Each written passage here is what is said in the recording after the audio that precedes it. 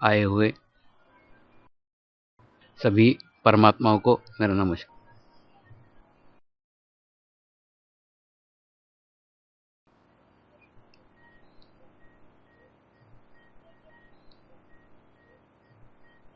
आज के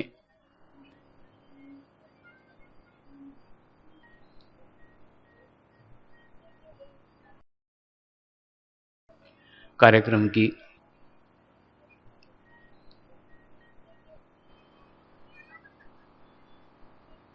शुरुआत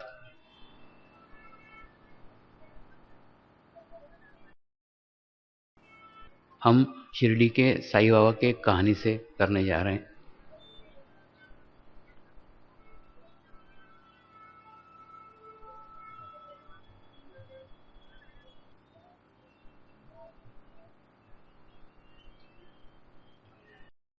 साईं बाबा के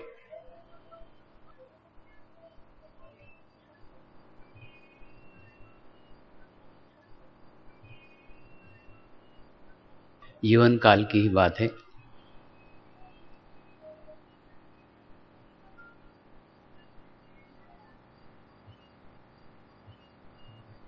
जिस प्रकार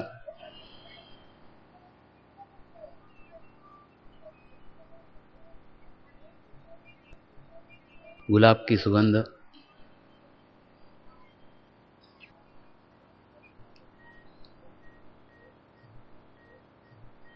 प्रकृति के सानिध्य में आने मात्र से ही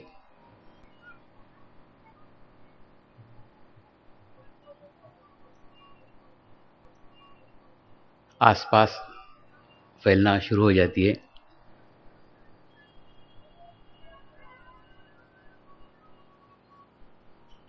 ठीक उसी प्रकार से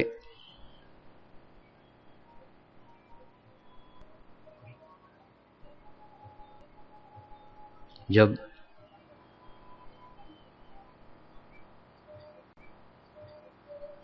कोई सद्गुरु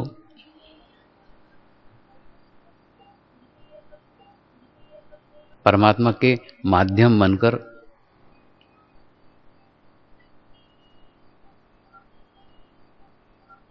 इस धरती पे अवतरित होते हैं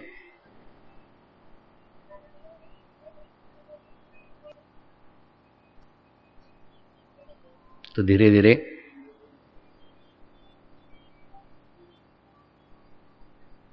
इनकी भी सुगंध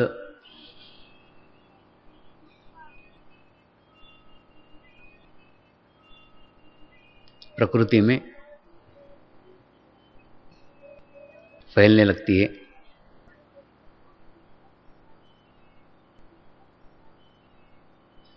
ऐसा ही कुछ हुआ था।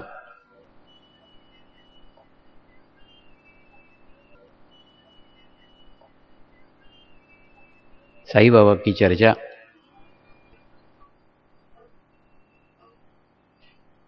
शिरडी के आसपास के गांव में भी होने लग गई।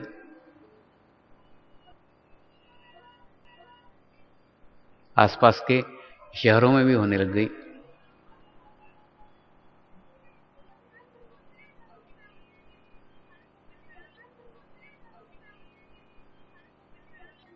और ऐसे ही ये चर्चा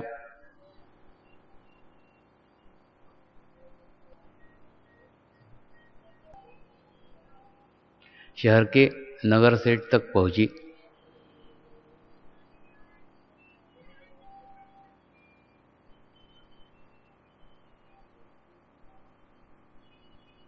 नगर सेठ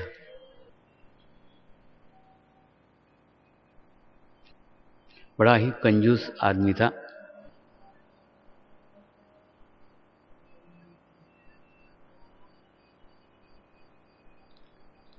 लेकिन अपने मित्रों को कहता था,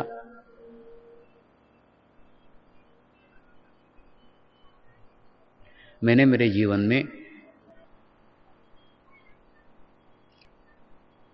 सभी कुछ प्राप्त कर लिया है।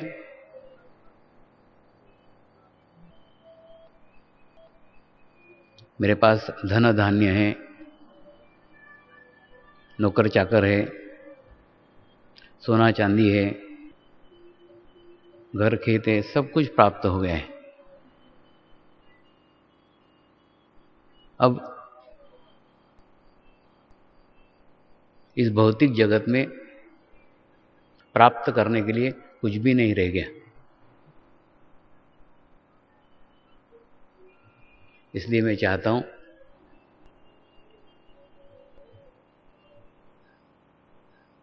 मैं शिरडी जाके साईं बाबा से ब्रह्म ज्ञान की प्राप्ति करूं।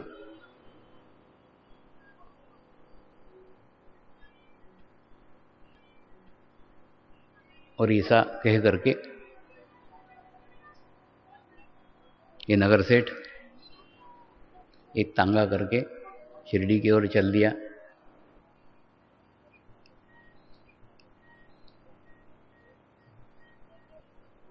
और तांगे से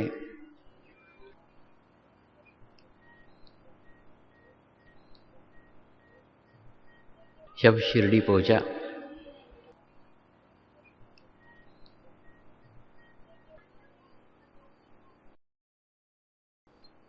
तो साईं बाबा, सुबह का वक्त था, साईं बाबा अपने मस्जिद में ही बैठे हुए थे।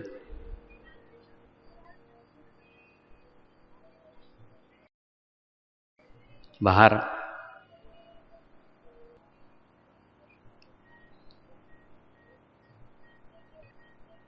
कुछ भक्तगण शांत चित्त होकर के बैठे हुए थे, गुरु सानिध्य प्राप्त कर रहे थे।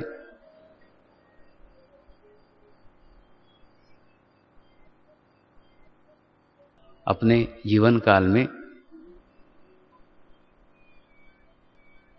किसी सद्गुरु का सानिध्य प्राप्त हो,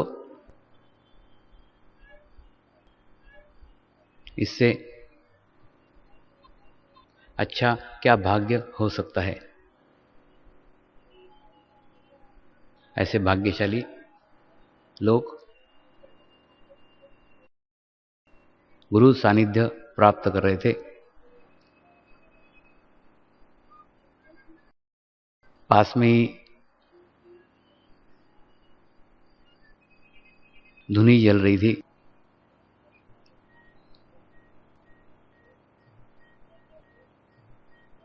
एक भक्त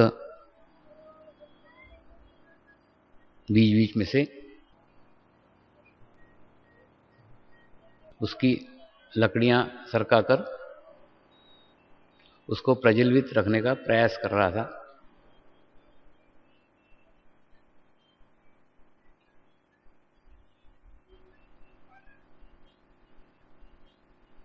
बाहर दो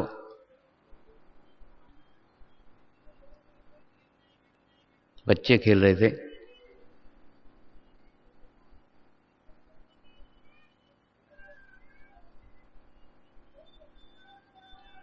और शिरडी के साईनाथ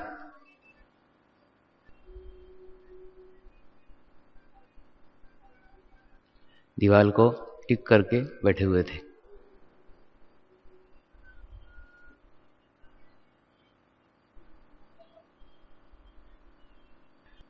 उनके शरीर पर एक सफेद कफनी थी।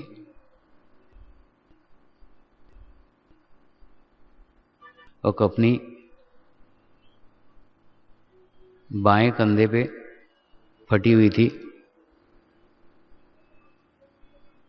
और उस फटी हुई कफनी को एक मोटे सुई धागे से सीकर जोड़ने का प्रयास किया गया था।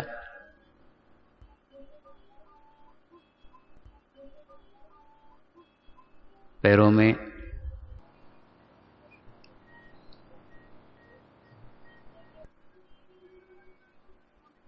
पट्टी बंधी हुई थी।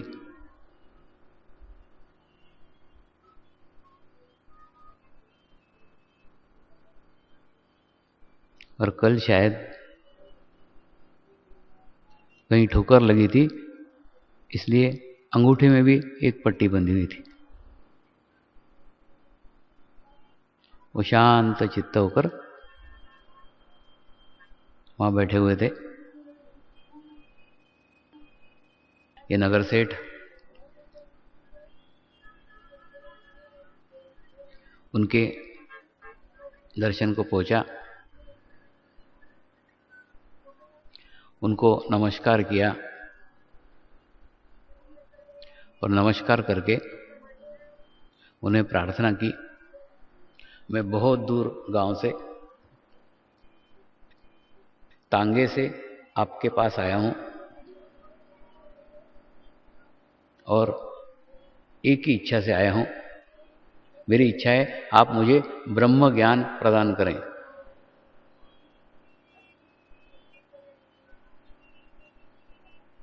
साईं बाबा ने उसकी ओर देखा और उसे पास में बैठने का इशारा किया और हंसते हुए कहा, मेरे पास लोग सांसारिक समस्या लेके आते हैं, मेरे पास लोग बीमारियां लेके आते हैं, मेरे पास लोग अलग अलग कारणों से आते हैं, लेकिन ब्रह्म ज्ञान प्राप्त करने कोई नहीं आता। तू ही एक बिरला मनुष्य आया है जो ब्रह्म ज्ञान प्राप्त करने के लिए आया है। बैठ, शांति से बैठ।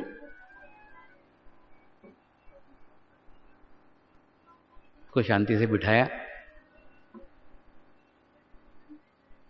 और बाहर जो दो लड़के खेल रहे थे,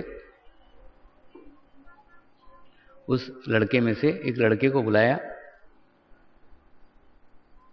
और उस लड़के को भेजा, जा दामू बनिए की दुकान से 5 रुपए उधार लेकर के आ। और इस धनिक व्यक्ति से बातें करने लग गए। वो लड़का गया, वो बनिए की दुकान बंद थी, वापस आ गया, बाबा वो दुकान बंद है। ठीक है, तू दूसरी दुकान पे जा। ऐसा करके उसको और दूसरी दुकान पे भेजा। फिर इस धनिक व्यक्ति से चर्चा करने लग गए, बात करने लग गए। थोड़ी देर बाद फिर वो लड़का वापस आया, उस लड़के को तीसरी दुकान पे भेजा कि जा वहां से 5 रुपए उधार लेकर के आ।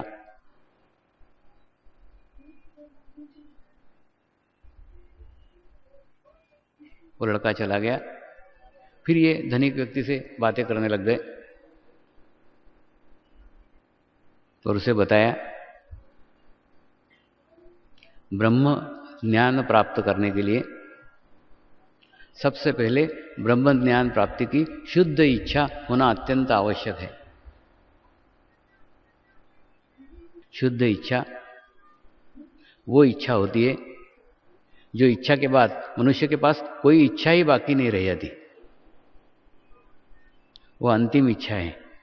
वो जब तक वो ब्रह्म ज्ञान प्राप्ति की शुद्ध इच्छा नहीं होती, तब तक ब्रह्म ज्ञान प्राप्त नहीं हो सकता है। दूसरा, अपने अंदर की ओर झांकने की आवश्यकता होती है। मैं कौन हूं, मैं कहां से आया हूं, मेरा आने का उद्देश्य क्या है, यह अंतर मन में झांकने के बाद तुम कौन हो, तुम्हारे जीवन का उद्देश्य क्या है, ये सब पता चलता है। और तीसरा,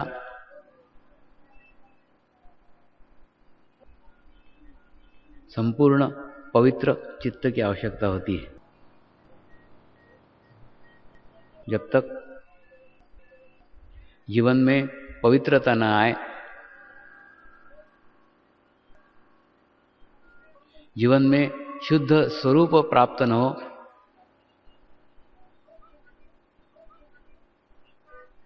तब तक ब्रह्म ज्ञान प्राप्त नहीं हो सकता है। और चौथा, किसी सद्गुरु की आवश्यकता होती है। पुस्तकें, पोथियां, ग्रंथ, ये इस मार्ग में काम नहीं आते। यहाँ किसी आत्म साक्षात्कारी सद्गुरु की आवश्यकता होती है। उसकी करुणा में, उसकी कृपा में ब्रह्म ज्ञान प्राप्त हो सकता है। होगा ये भी निश्चित नहीं है, क्योंकि जब तक आत्मा की वो स्थिति नहीं होती तब तक ब्रह्म ज्ञान की प्राप्ति नहीं हो सकती। इधर ये चर्चा चल रही थी और तीसरी दुकान से भी वो लड़का वापस आया कि वहां पे दुकान बंद है। और साईं बाबा ने इस नगर सेठ को कहा, जब तक धन की आसक्ति हमारे मन में है तब तक हमें कभी भी ब्रह्म ज्ञान प्राप्त नहीं हो सकता है।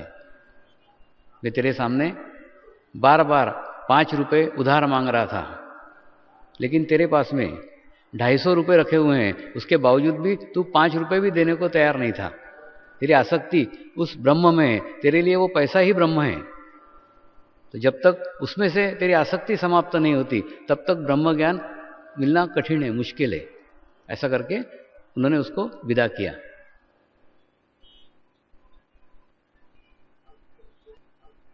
तो ब्रह्म ज्ञान प्राप्त करने के लिए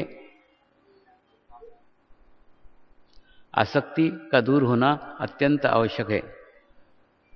जब तक हमारे में से आसक्ति नहीं जाती तब तक ब्रह्म ज्ञान की प्राप्ति नहीं हो सकती है। ब्रह्म ज्ञान को कैसे पहचाना जाए? ब्रह्म ज्ञान की कैसे जानकारी हो सकती है?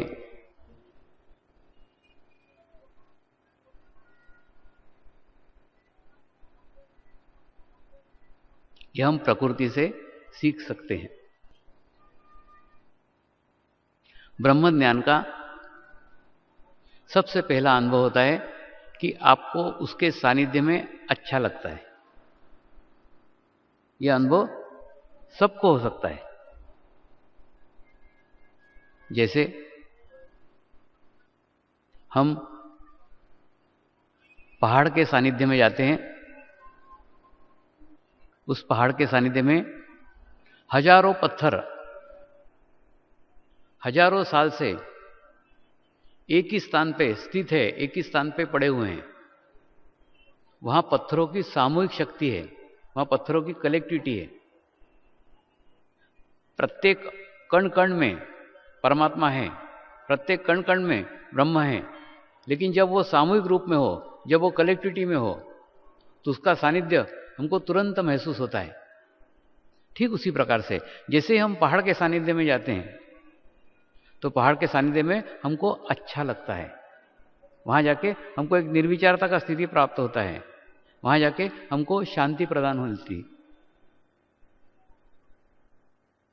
लेकिन हम चाहें कि उस पहाड़ में से थोड़ी सी शांति हम प्राप्त कर लें, हम ग्रहण कर लें, तो हम पहाड़ से शांति ग्रहण नहीं कर सकते और पहाड़ हमको शांति दे नहीं सकता। ठीक ऐसी की ऐसी स्थिति जब हम किसी नदी के किनारे जाते हैं तो हमें प्राप्त होती है। वहां पे हजारों पानी के कण एक ही प्रवाह में बह रहे हैं।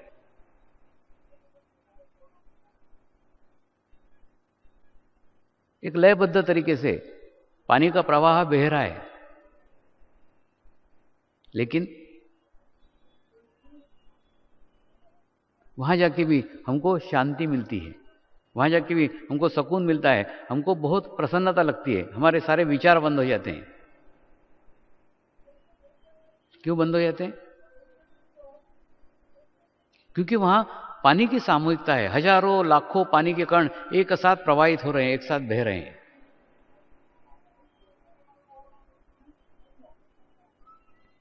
वहाँ जाके हमको अच्छा लगता है, इसलिए हम बार बार नदी के किनारे जाना पसंद करते हैं।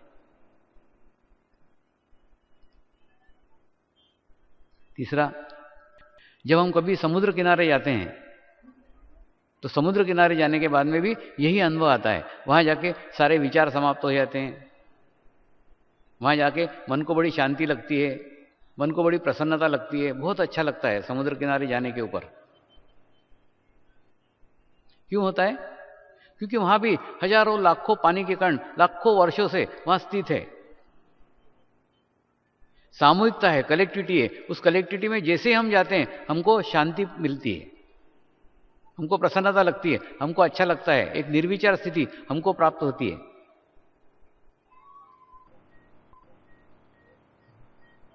ठीक ऐसी की ऐसी स्थिति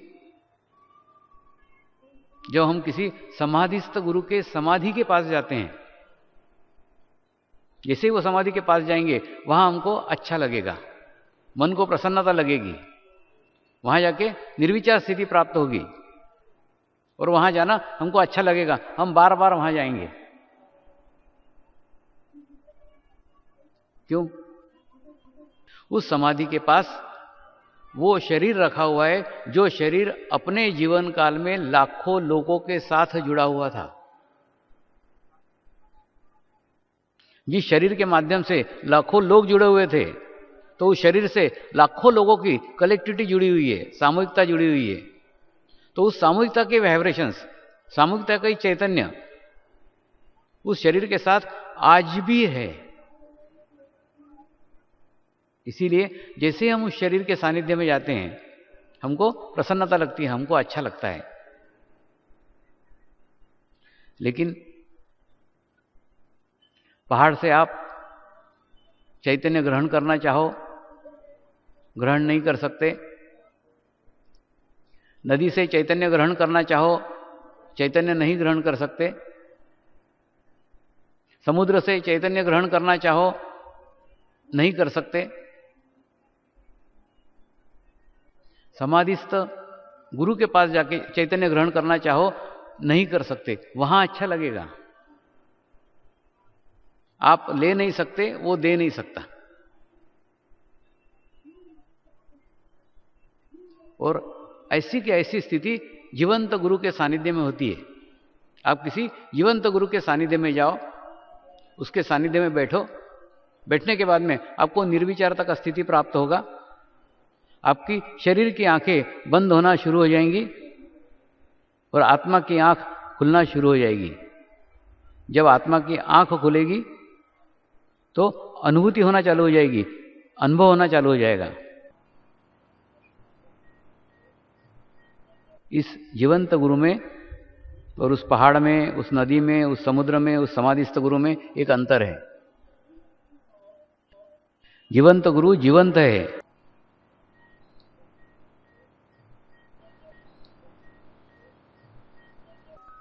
ये अपने इच्छा शक्ति से अपने अंदर बहने वाली ऊर्जा शक्ति, अपने अंदर बहने वाला चैतन्य आपके अंदर प्रवाहित कर सकता है। आप ग्रहण कर सकते हो, वो प्रदान कर सकता है।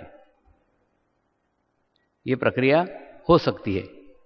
तो जीवंत गुरु और इन सब में एक अंतर है। जीवंत गुरु के पास पहुंचने का सबसे आसान तरीका है, आप किसी समाधिस्थ गुरु के पास जाओ, वहां कोई भी भौतिक चीजें मांगने के लिए मत जाओ। आप वहां आत्म साक्षात्कार मांगने के लिए जाओ, आत्म जागृति मांगने के लिए जाओ और शुद्ध भाव से वहां प्रार्थना करो कि मुझे आत्म साक्षात्कार मिलना चाहिए, मुझे आत्म अनुभूति मिलना चाहिए, मुझे आत्म ज्ञान मिलना चाहिए। आत्म अनुभूति एक जीवंत प्रक्रिया है। समाधिस्थ गुरु चाहकर भी वो नहीं दे सकता। फिर वो क्या करेगा? अगर आप पीछे पड़ गए उसके कि दो दो दो, तो वो क्या करेगा? वो आपको किसी जीवंत गुरु के पास भेज देगा जो आपको वो अनुभूति करा सकता है। ठीक ये ऐसी स्थिति है जैसे कल्पना करो कि आपका लड़का अमेरिका में पढ़ रहा है,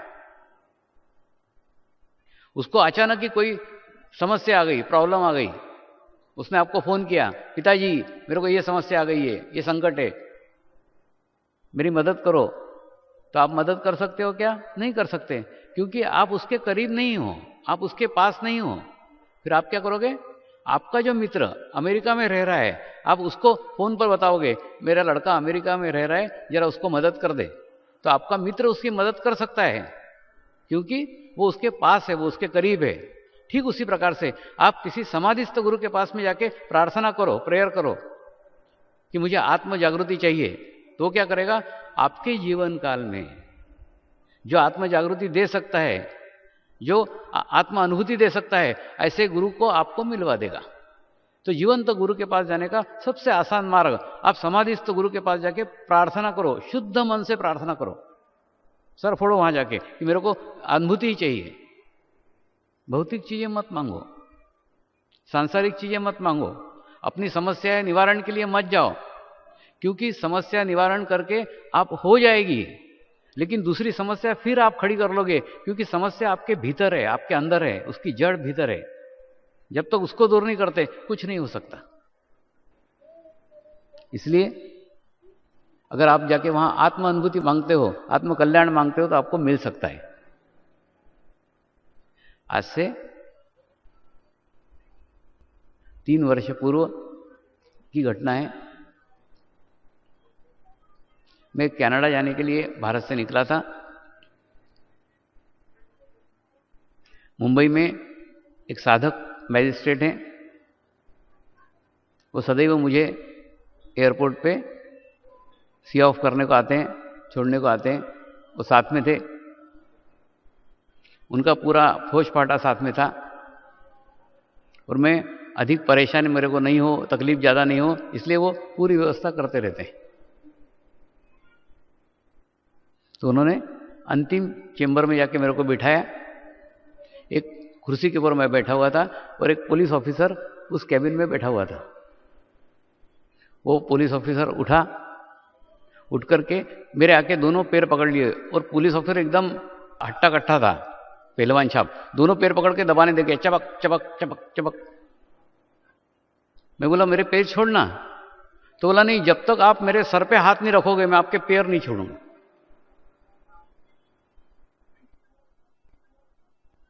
और मैं बहुत देर तक टाल रहा था उसको कि मेरे को हाथ नहीं रखना पड़े करके।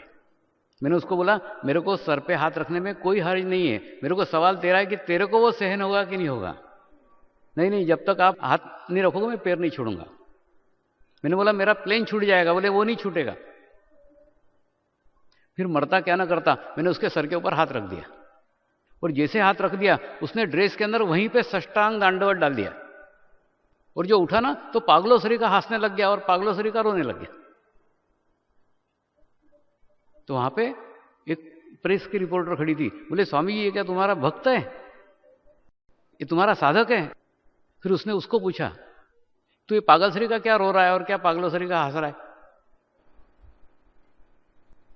वो पुलिस इंस्पेक्टर ने बताया परसों के दिन गुरु पूर्णिमा थी,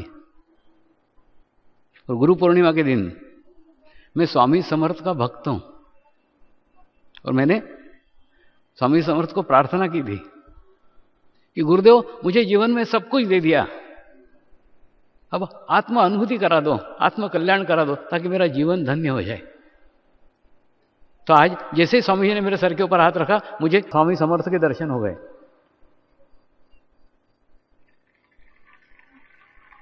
सच्चे मन से प्रार्थना चाहिए, पूर्ण मन से प्रार्थना चाहिए। ऐसे अगर आप प्रार्थना करते हो तो निश्चित आपके जीवन में किसी जीवंत गुरु का आगमन होगा ही।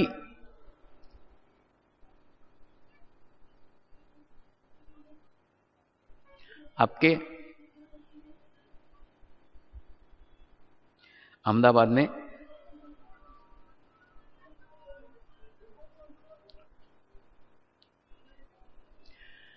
नर्मदा आ रही हो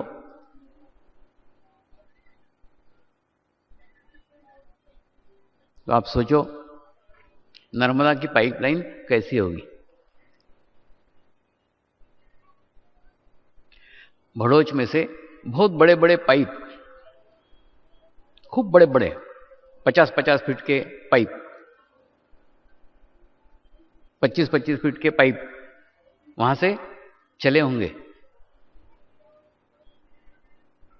उस पाइप के पास जाके ऐसा हाथ लगाओगे, हाथ को ठंडा ठंडा महसूस होगा। हाथ को महसूस होगा कि पाइप में से पानी प्रवाहित हो रहा है। पाइप को कान लगाओगे तो कान को भी महसूस होगा, हाँ पानी जा रहा है, आवाज आ रही है। लेकिन पानी पीने को नहीं मिलेगा।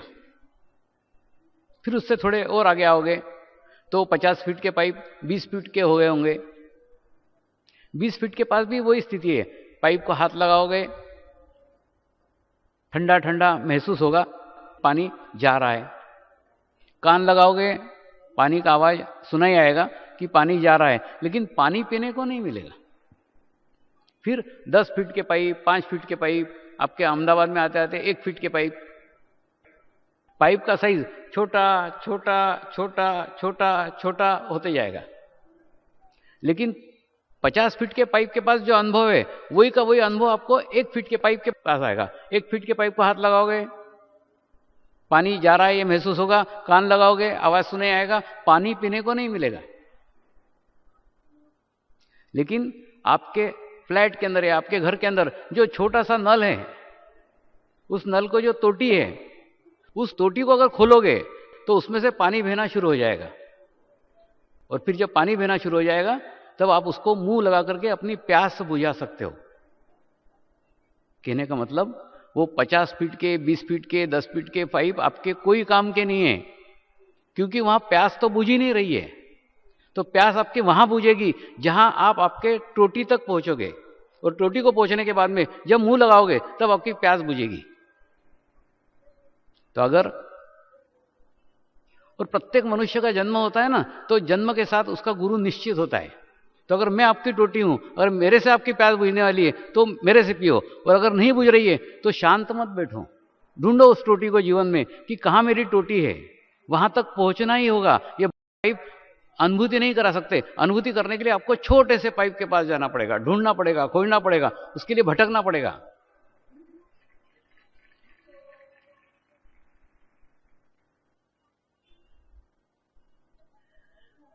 हम एक अपरिचित ड्राइवर के हाथ में अपना पूरा जीवन सौंप देते हैं। वो ड्राइवर से कोई जान नहीं, पहचान नहीं, सिर्फ बस का अपने टिकट निकाला है, वो ड्राइवर है, वो ड्राइवर के बैठा सीट के ऊपर। वो किस जात का है, किस धर्म का है, कितना पढ़ा लिखा है, कितना ड्राइविंग का उसको एक्सपीरियंस है, हमको कुछ भी पता नहीं रहता है।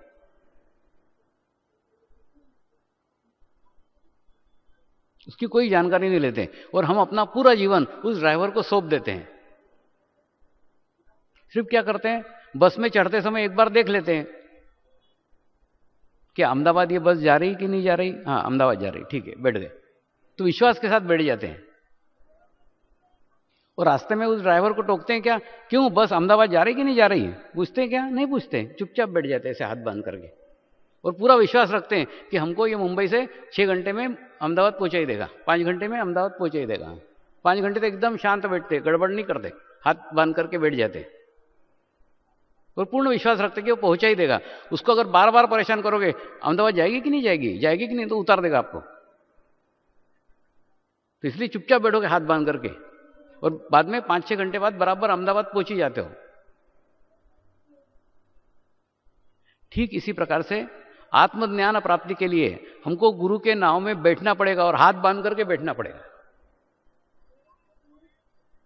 और चुपचाप ऐसे बैठे रहोगे, बराबर वो सकारात्मक है, वो इस कोने से उस तीर तक आपको पहुंचा ही देगा, इस किनारे से उस किनारे पे पहुंचा ही देगा। लेकिन हाथ बांध करके बैठना पड़ेगा, वहां हाथ पैर नहीं मारने के। नहीं तो गुरु चलाएगा आगे, तुम चलाओगे पीछे, गुरु चलाएगा आगे, तुम चलाओगे पीछे, और नाव वहीं के वहीं। तुमको तुम्हारे सारे प्रयत्न, सारे प्रयास बंद करना होंगे। आध्यात्म में प्रयत्न को कोई जगह ही नहीं है, क्योंकि सारे प्रयत्न, सारे प्रयास किए जाते हैं शरीर से। और आध्यात्म में शरीर को कोई रोल ही नहीं है, शरीर का कोई काम ही नहीं है। ध्यान सीखने के बाद भी ध्यान करने का प्रयास करते हैं, और उसके कारण ध्यान का दुष्प्रचार हो रहा है।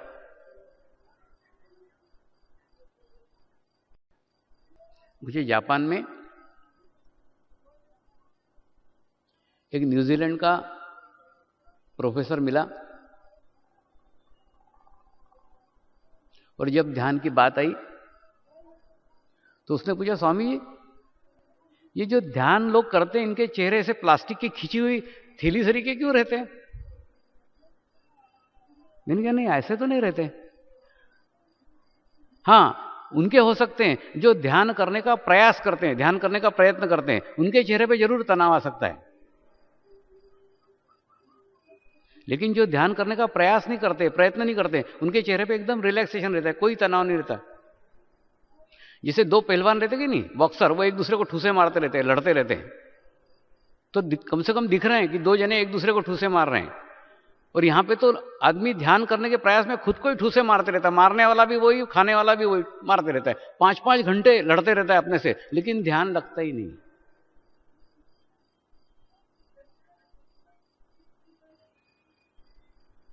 ऐसा ही जापान से आने के बाद एक जापानी का मेरे को ईमेल आया, स्वामी जी आप मेरे को ध्यान सिखा के गए, उसके बाद में मैं 5-5 घंटे प्रयास करते रहता हूं, 5-5 घंटे प्रयत्न करते रहता हूं, लेकिन ध्यान नहीं लगता। उस समय गुरु पूर्णिमा का उत्सव होके गया था, तो मैंने उसको समझाया, तू ध्यान करने का प्रयास कर रहा है ना, ध्यान करने का प्रयत्न कर रहा है ना, इसीलिए नहीं हो रहा है। ध्यान करने वाली चीज ही नहीं है, ध्यान हो जाता है। एक स्वाभाविक प्रक्रिया है, जहां आपका अस्तित्व शून्य हो गया, ध्यान लग गया। ध्यान करने का प्रयास मत कर, ध्यान करने का प्रयत्न मत कर। अभी हाल ही में गुरु पूर्णिमा में 80 अंग्रेज साधक आए थे, और गुरु पूर्णिमा में सब साधक गरबे कर रहे थे, तो वो लोग भी उस गरबे में शामिल हो गए। उन्होंने कभी गरबे किए नहीं थे, गरबे के बारे में कोई जानकारी नहीं थी, तो सारे साधक गरबे कर रहे थे, वो भी उनके अंदर शामिल हो गए और वो भी गरबा करने लग गए। सब जने पैर इधर चलाते थे, वो भी पैर चलाते थे, सब जने इधर हाथ चलाते थे, वो भी हाथ चलाते थे, यानी सबके अंदर शामिल हो गए, तो ऑटोमेटिकली वो भी गरबा करने लग गए। ठीक उसी प्रकार से तू ध्यान में शामिल हो जा, ध्यान करने का प्रयास मत कर। अगर ध्यान करने का प्रयास करेगा तो तेरा व्यक्तित्व अलग रहेगा, तेरा अस्तित्व अलग रहेगा। अरे ध्यान मतलब अपना अस्तित्व खोना है। जैसे उन साधकों ने उस गरबे के अंदर अपना अस्तित्व खो दिया, वो गरबा करने लग गए। ठीक इसी प्रकार से अपने अस्तित्व को खोना ध्यान है। ध्यान करने का प्रयास मत करो, ध्यान करने का प्रयत्न मत करो, प्रयत्न को यहां कोई जगह नहीं है।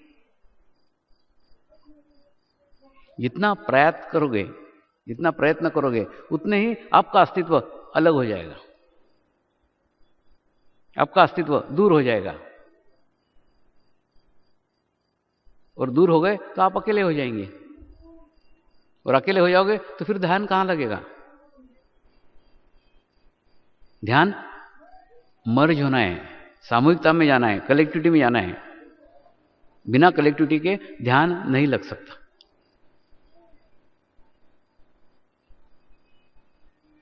और सामूहिकता का, समर्पण ध्यान में बहुत महत्व है। बिना सामूहिकता के ध्यान में प्रगति कठिन है।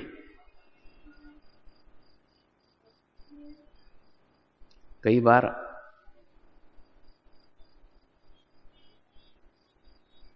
साधक मुझे मिलते रहते हैं।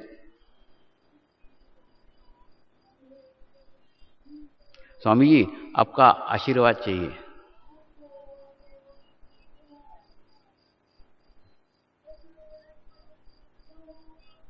मैं उनको बोलता हूं वास्तव में आशीर्वाद देने की चीज नहीं है, आशीर्वाद लेने की चीज है।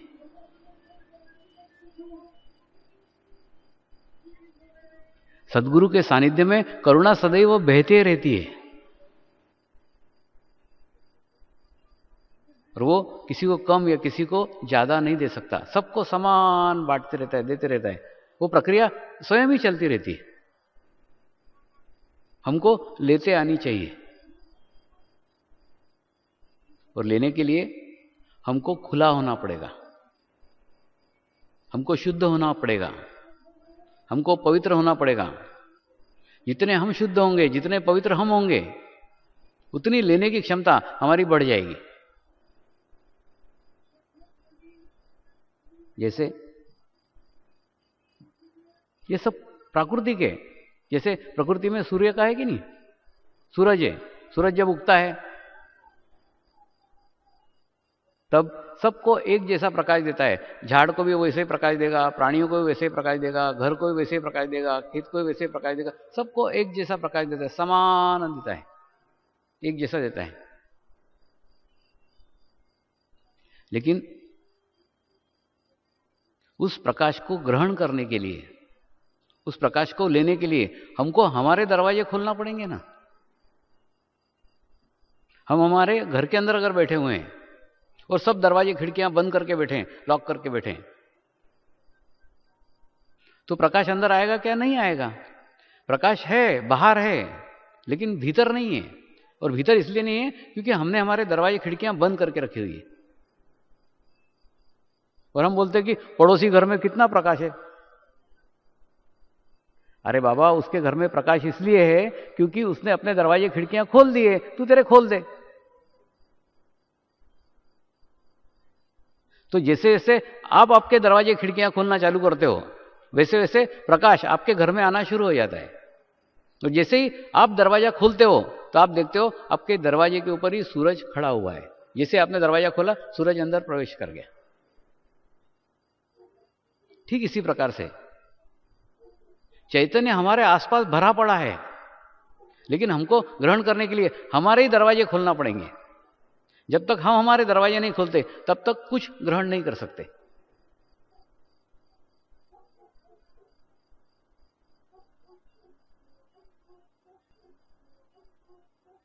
और जैसे कानून के अंदर है कि नहीं, सो अपराधी छूट जाए,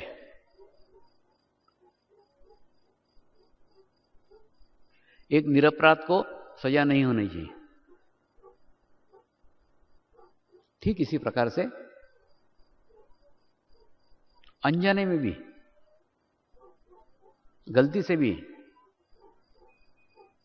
किसी भी सदगुरु के बारे में आप अपमानजनक बातें मत करो, उसका अपमान हो, ऐसा कोई भी बर्ताव मत करो। सदगुरु के पास कोई वर या शाप जैसी कोई स्थिति नहीं होती। इसलिए मत करो क्योंकि वो एक व्यक्ति नहीं है, एक मनुष्य नहीं है। उसके साथ लाखों आत्माओं की सामूहिकता है, लाखों लोगों की कलेक्टिविटी है। आप लाखों लोगों के अगेंस्ट बात कर रहे हो, विरोध में बात कर रहे हो।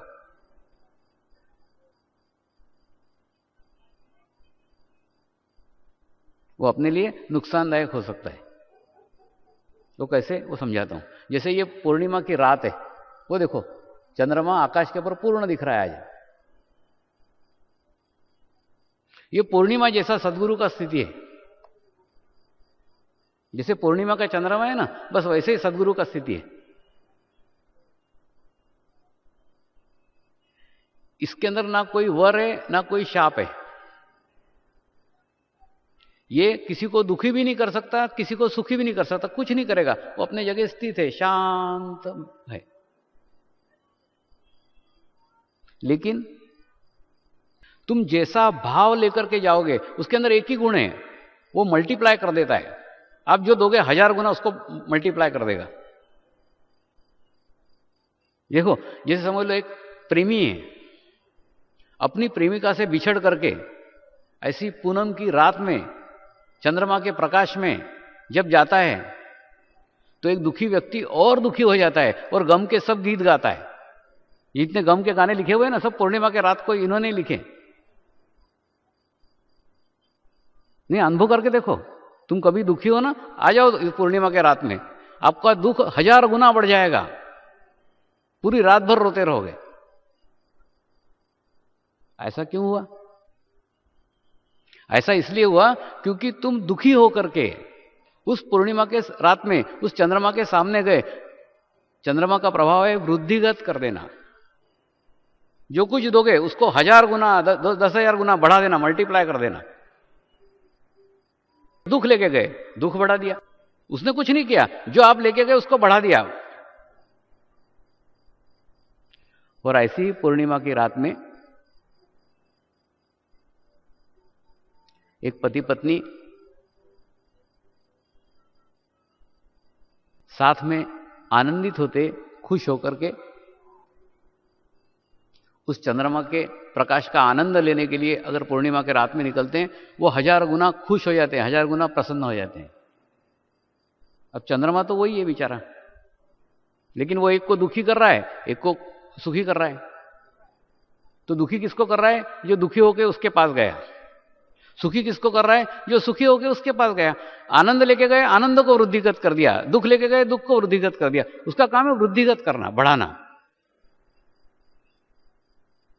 ठीक उसी प्रकार से सदगुरु के पास भी कोई वर भी नहीं और कोई शाप भी नहीं है। जो आप दोगे उसको मल्टीप्लाई कर देगा। अगर आपने बुरा भाव दिया, बुरे भाव को मल्टीप्लाई कर देगा। अच्छा भाव दिया, अच्छे भाव को मल्टीप्लाई कर देगा।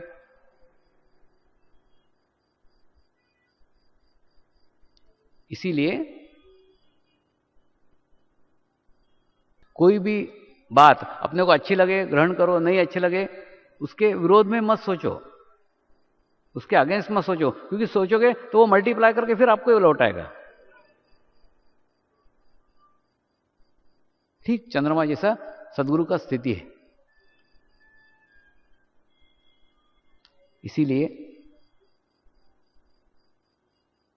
अगर हम आत्म कल्याण की शुद्ध इच्छा रखते हैं, आत्म कल्याण का शुद्ध भाव रखते हैं,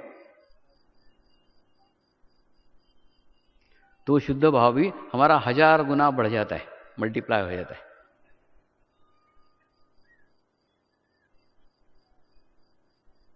सदगुरु एक दूरबीन जैसा है।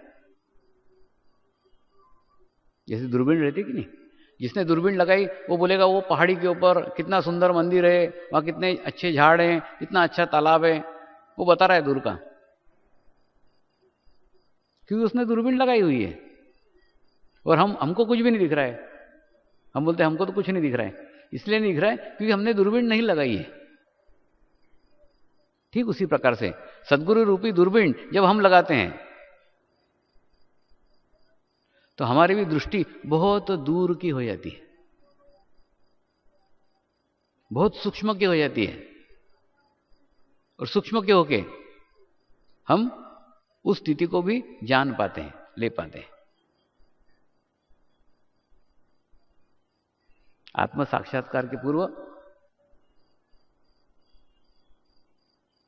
मेरा रोल क्या है, आपका रोल क्या है, परमात्मा का रोल क्या है, ये पूरी स्थितियां समझ लो तो आपको वो ग्रहण करने में आसानी होगी। आप कल्पना करो कि आपने बहुत सुंदर एक बंगला एक पहाड़ी के ऊपर बनाया हुआ है और वो बंगले के सामने ही पावर हाउस है और आपके बंगले में सारे इलेक्ट्रिक के इंस्ट्रूमेंट है, फ्रीज है, मिक्सर है, टेप है, टीवी है, लाइट्स है, ट्यूबलाइट्स है, प्रेस है, सब है, सब इलेक्ट्रिक के इंस्ट्रूमेंट है। सब इलेक्ट्रिक फिटिंग पूरा कंप्लीट करके रखा है, सब जगह लाइट बटन सब एकदम तैयार। लेकिन उस बंगले का कनेक्शन है उस पावर हाउस के साथ नहीं है। और एक छोटी सी झोपड़ी है दूर, 1 किलोमीटर दूर, उस झोपड़ी के अंदर लाइट है, फिर आप कंप्लेंट करते हो कि वो झोपड़ी 1 किलोमीटर दूर है, फिर भी उसके अंदर लाइट है, और मेरा बंगला पावर हाउस के इतने पास है, इतने करीब है, फिर भी उसमें लाइट नहीं है, अंधेरा है। अरे बाबा, उस झोपड़ी का कनेक्शन पावर हाउस के साथ है, तेरा नहीं है, इसलिए वहां लाइट है, तेरे यहां लाइट नहीं है। तो फिर आप क्या करते हो? आप एक अर्जी लिखते हो, अर्जी लिख करके पावर हाउस में देते हो कि मेरे घर में भी कनेक्शन दिया जाए। फिर पावर हाउस से एक इलेक्ट्रिशियन आता है और इलेक्ट्रिशियन आके उस पावर हाउस के लाइन का कनेक्शन आपके बंगले के साथ जोड़ देता है, कनेक्ट कर देता है, और जोड़ देने के बाद में फिर वो पावर हाउस से आया वो इलेक्ट्रिशियन चला जाता है। और चले जाने के बाद में आपके घर के लाइट आपको ही जलाना होंगे।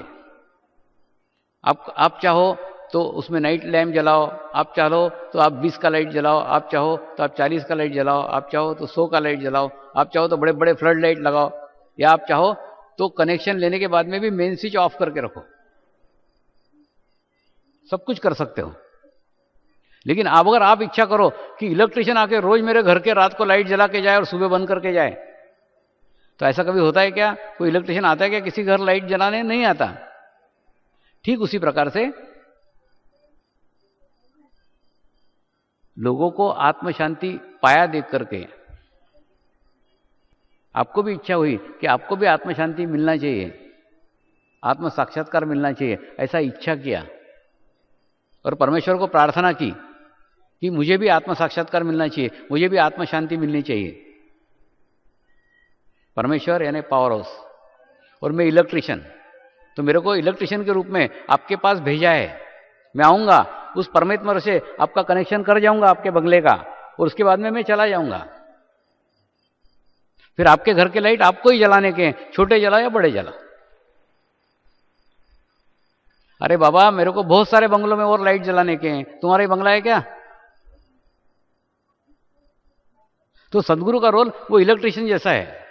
वो इलेक्ट्रिशियन से आएगा, कनेक्शन जोड़ेगा, और कनेक्शन जोड़ने के बाद में चला जाएगा।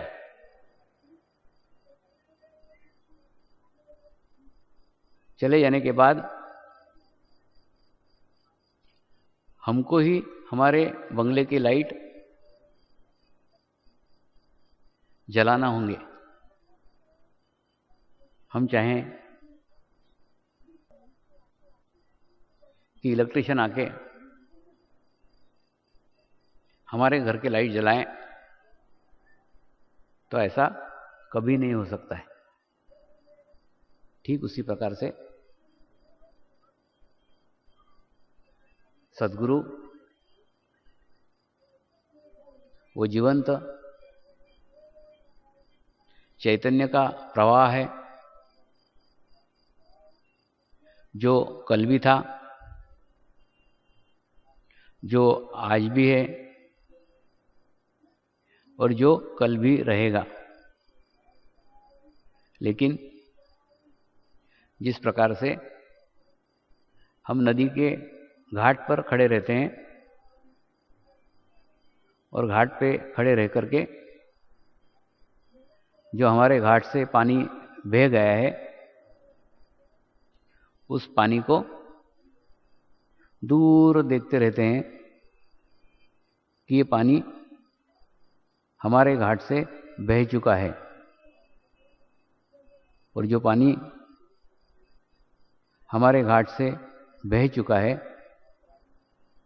वो पानी प्यास लगने पर हमारे कोई काम नहीं आएगा, और जो हमारे घाट पर पानी भविष्य में आने वाला है, उस पानी को हम देख सकते हैं, लेकिन आज अभी प्यास बुझाने के लिए वो भी पानी कोई काम नहीं आएगा। आज अगर प्यास लगी है तो हमको आज ही अपने पास के घाट का पानी पीना पड़ेगा। इसके अलावा और कोई मार्ग नहीं है, और कोई रास्ता नहीं है। जीवंत सद्गुरु से ही आत्म साक्षात्कार मिल सकता है। जीवंत सद्गुरु से ही आत्म ज्ञान मिल सकता है। लेकिन यहाँ भी एक खतरा बाकी है, एक दोष बाकी है। वो खतरा ये है कि जिस सद्गुरु से आप आत्मज्ञान ग्रहण करोगे, आत्म साक्षात्कार प्राप्त करोगे, वो सद्गुरु में भी कोई ना कोई दोष अवश्य होंगे ही। क्योंकि बिना दोष के कोई शरीर नहीं होता। प्रत्येक शरीर में कोई ना कोई दोष होंगे ही। जैसे बिना दोष के कोई पाइप नहीं होता। अगर आप कपड़े का पाइप लोगे तो फट सकता है, अगर आप प्लास्टिक का पाइप लोगे वो टूट सकता है, लोहे का पाइप लोगे उसमें जंग लग सकता है। यानी पाइप का जो भौतिक स्वरूप है, उस भौतिक स्वरूप का कोई ना कोई दोष उसमें होगा ही। तो जिस प्रकार से प्रत्येक पाइप में कोई भी पाइप निर्दोष नहीं है, जिस वस्तु से वो पाइप बना हुआ है उस वस्तु के दोष उस पाइप में आएंगे ही। ठीक उसी प्रकार से हमारा चित्त उस पाइप पे नहीं, अंदर से बहने वाले पानी के ऊपर होना चाहिए। जो पाइप है, पाइप में से जो पानी बह रहा है, हमारा ध्यान सिर्फ उस पानी पे होना चाहिए, उस पाइप के ऊपर नहीं। क्योंकि प्रत्येक पाइप में भौतिक स्वरूप में कुछ ना कुछ दोष अवश्य होंगे ही। हमको उस दोषों की तरफ ध्यान न देते हुए हमको हमारा चित्त उस पानी पे रखना होगा। ठीक इसी प्रकार से सद्गुरु के पास जाने में भी खतरा है। इसीलिए मैं साधकों से भी दूर भागते रहता हूं। साधकों को मिलना पसंद नहीं करता, साधकों को मिलता नहीं हूं, सदैव दूर रहता हूं, अपने आप को दूर रखता हूं। और मैं भी चाहता हूं आप दूर रहो, क्योंकि हो सकता है पास में आने के बाद में मेरे शरीर के कुछ दोष आपको नजर आ जाए। इसका कारण है सद्गुरु व्यवहार से परे रहता है। क्या अच्छा बोलना चाहिए, क्या अच्छा लगता है, क्या अच्छा करना चाहिए, ये सब उसको नहीं आता। क्योंकि वो व्यवहार से आपको प्रभावित करने का कोशिश ही नहीं करेगा। उसका कोई व्यवहार अच्छा नहीं हो सकता। वो सदैव अपने ही धुन में रहता है, अपने ही मस्ती में रहता है। मैंने कई सद्गुरु ऐसे देखे हैं, कई सद्गुरु ऐसे देखे जिनके पास में जाओ तो गंदी गंदी गालियां देते थे। इतनी गंदी गालियां देते थे कि वो गालियां सुन करके कोई उनके पास आ ही नहीं सकता था। कई सद्गुरु ऐसे देखे उनके पास में जाओ तो पत्थर फेंक के मारते थे। लेकिन उनका पत्थर आज तक किसी को लगा नहीं, लेकिन पत्थर फेंक के मारते थे ताकि उनके पास में कोई नहीं आए। तो प्रत्येक सद्गुरु के कुछ ना कुछ दोष रहते हैं और जानबूझ करके ये अपने दोषों को प्रोजेक्ट करते हैं, हाईलाइट करते हैं ताकि लोग उनके पास में नहीं आए।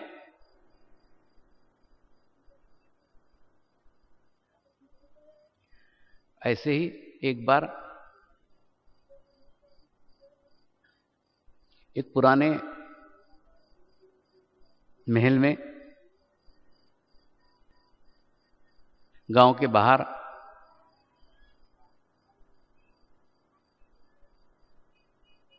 एक मुस्लिम फकीर रहते थे। वो दिन भर में किसी को भी नहीं मिलते थे। और एक चाची उनको सिर्फ सुबह चाय देने को जाती थी, बस एक चाय पीते थे, बाकी वो क्या खाते थे क्या पीते थे पता नहीं, वो अकेले एकांत में ध्यान करते रहते थे। और उनके आसपास कचरों का अंबार लगा हुआ था, दुनिया भर का कचरा, दुनिया भर का अटाला वहां पड़ा हुआ था।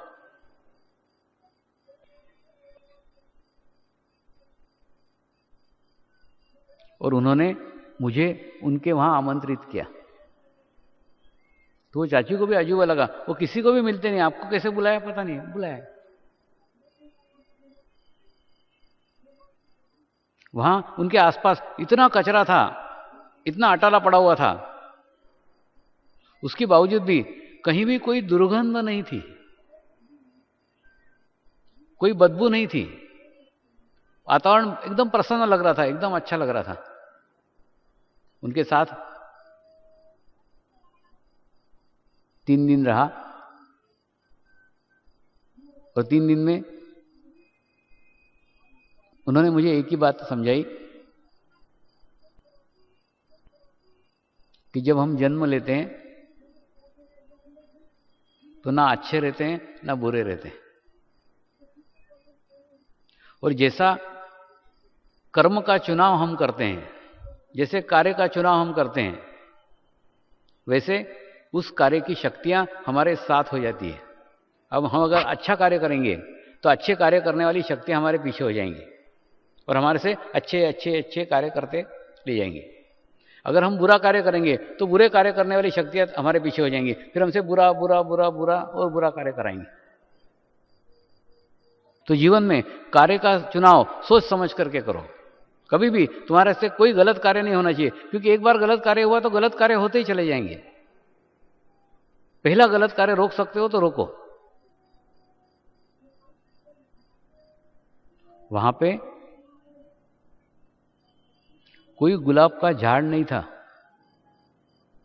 लेकिन पूरे वातावरण में गुलाब की खुशबू ही खुशबू महसूस हो रही थी। कहां से आ रही थी पता नहीं, लेकिन वो बात करते थे तो देशी गुलाब की खूब खुशबू ही खुशबू वहां वातावरण में घूमने लग जाती थी। तो जो कुछ आपको बता रहा हूं, जो कुछ आपको दे रहा हूं, वो बहुत जगह से एकत्र करके आया हुआ है, मेरा खुद का कुछ भी नहीं है। गुरु के पास जाने में दोषों का खतरा बना ही रहता है, क्योंकि वो अपने दोष छुपाएगा नहीं, जानबूझ करके बताएगा, और उससे हम भ्रमित हो सकते हैं। आपको दूसरे एक उदाहरण से समझाता हूं। जैसे कल्पना करो कि आपने कभी किसी शास्त्रीय गायक का गाना सुना। गाना सुनने के बाद में मन को भाया, अच्छा लगा, एक बार सुना, 2 बार सुना, ये कैसेट सुनी, वो कैसेट सुनी, और आपको शास्त्रीय संगीत में कुछ ज्यादा समझता कुछ नहीं है, लेकिन सिर्फ आपको अच्छा लगा और आपकी इच्छा हुई कि उस शास्त्रीय संगीत के गायक का गाना सुनने के लिए जाएं। आपके अहमदाबाद में किसी हॉल के अंदर उसका कार्यक्रम हुआ, आप उस हॉल में बिल्कुल पहली सीट के ऊपर टिकट लेके बैठे कि उसको मैं पास से देखूंगा, वो बहुत अच्छा गाता है, तो कैसा गाता है जरा देखने का है।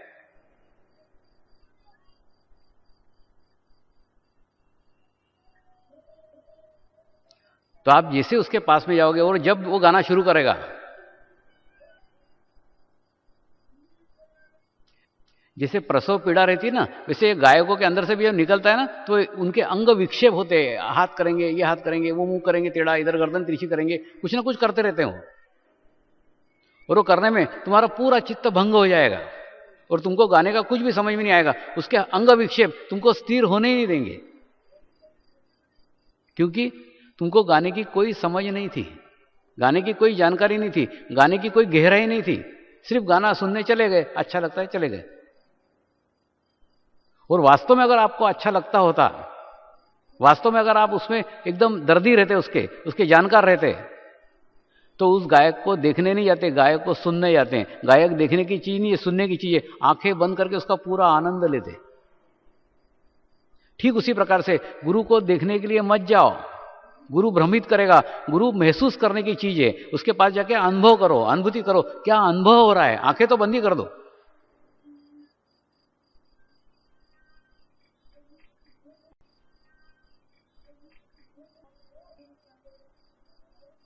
तो जब तक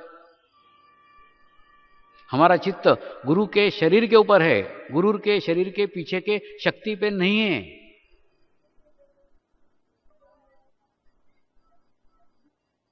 तब तक गुरु के पास जाने में खतरा है।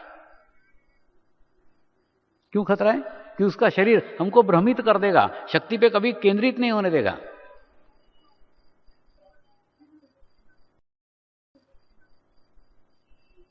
इसको जितनी जानकारी रहती है,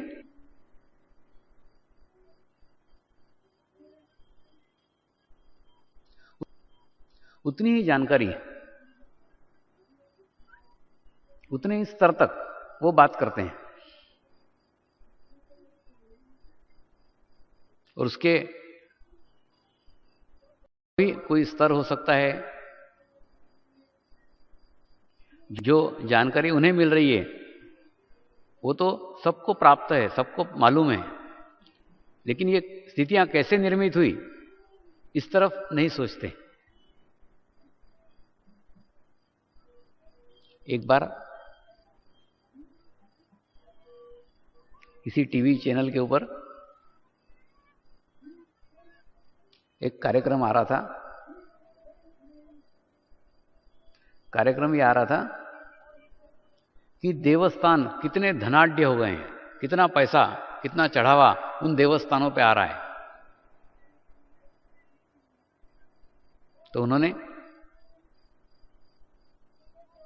वैष्णो देवी का नाम लिया कि वैष्णो देवी ऐसा स्थान है जहां हजारों लाखों लोग दर्शन करते हैं और लाखों का चढ़ावा वहां आता है।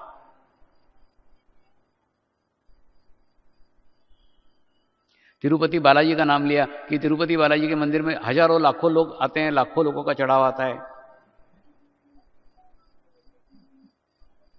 शिरडी के साईं बाबा के मंदिर का नाम लिया, वहां पे भी हजारों लोग आते हैं, हजारों लाखों लोगों का चढ़ावा आता है, बहुत पैसा आता है। मुंबई के सिद्धि विनायक मंदिर का नाम लिया कि सिद्धि विनायक में भी हजारों लाखों लोग आते हैं और लाखों लोगों का चढ़ावा आता है। तो लाखों लोग आते हैं, ये उनको भी दिखा, सबको भी दिखता है। लाखों रुपए का आया, वो उनको भी दिख रहा है, लोगों को भी दिख रहा है। लेकिन क्यों आता है, ये सोचने की आवश्यकता है। वो जितने नाम ले रहे थे, मैं सबके वाइब्रेशंस देख रहा था, सबका चैतन्य देख रहा था, सब चैतन्यपूर्ण स्थान थे। तो सामान्य मनुष्य को भी, साधारण मनुष्य को भी वाइब्रेशंस का नॉलेज है, चैतन्य का नॉलेज है।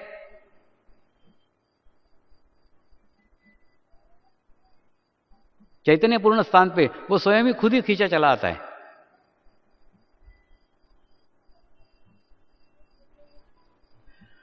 मूर्ति का चैतन्य एक अलग विषय है, बहुत बड़ा है, उसको मैं आराम से उठाऊंगा बाद में। आज अपना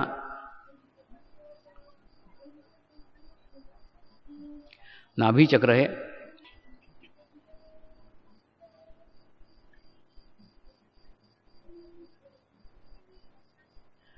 नाभि चक्र पे गुरु ग्रह का स्थान है। तत्व के हिसाब से जल तत्व है।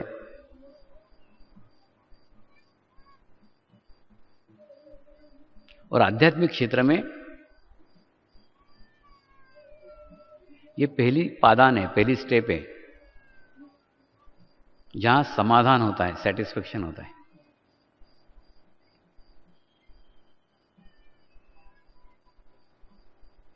और पति पत्नी के संबंधों के हिसाब से भी ये चक्र बहुत महत्वपूर्ण है।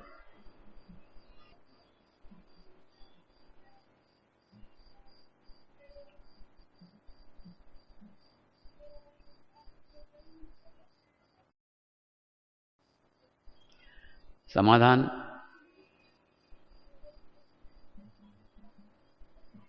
जब तक हमें नहीं होता तब तक हमारा चित्त स्थिर नहीं हो सकता, शांत नहीं हो सकता। और जब तक शांत नहीं हो सकता तब तक आगे नहीं बढ़ सकता, वृद्धि नहीं हो सकती।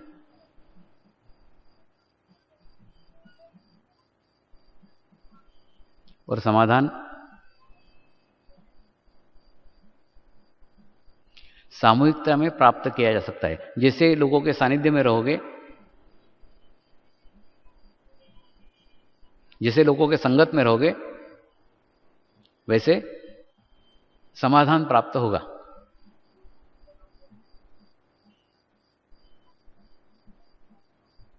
इस चक्र पे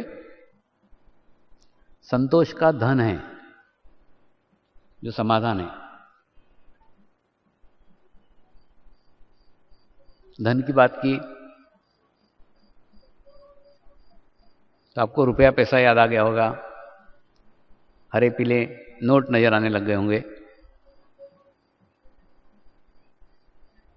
लेकिन रुपयों में और लक्ष्मी में अंतर है।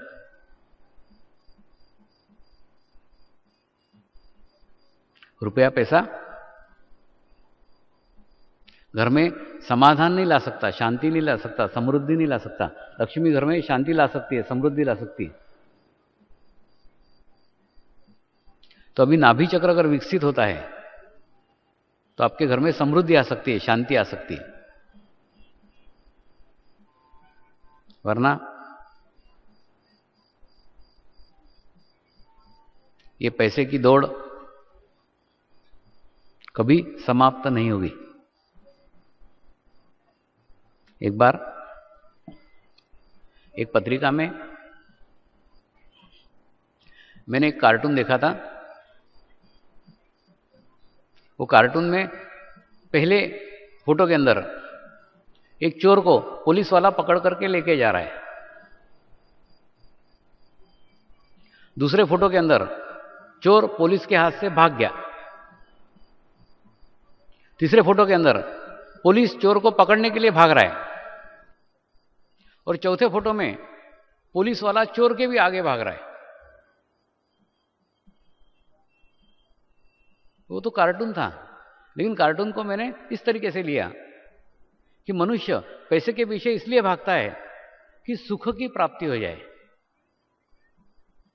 सुख मिल जाए, समाधान मिल जाए। और बाद में उसके पीछे ऐसे दौड़ने लग जाता है, ऐसे दौड़ने लग जाता है कि सुख बाजू में रह जाता है। किसके लिए दौड़ा वही भूल जाता है, प्रतियोगिता करने लग जाता है। जैसे पुलिस वाला प्रतियोगिता करने लग गया उस चोर से भी आगे भाग रहा है। अरे तू चोर को पकड़ने को दौड़ा था,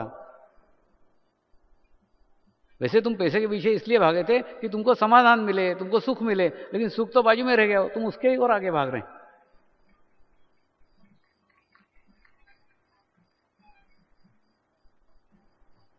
और पैसा सुख सुविधाएं दे सकता है, क्योंकि पैसा निर्जीव है, सुख सुविधाएं निर्जीव है।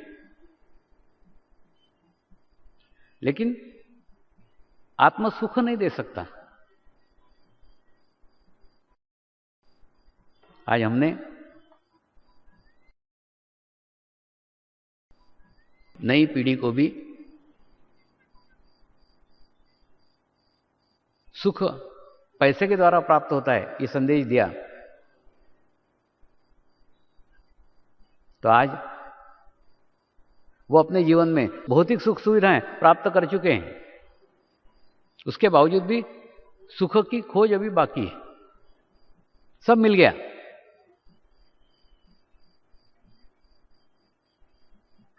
लेकिन सुखी नहीं है, प्रसन्न नहीं है, खुश नहीं है। या तो खुद की आत्महत्या कर रहे हैं या दूसरे को मार रहे हैं।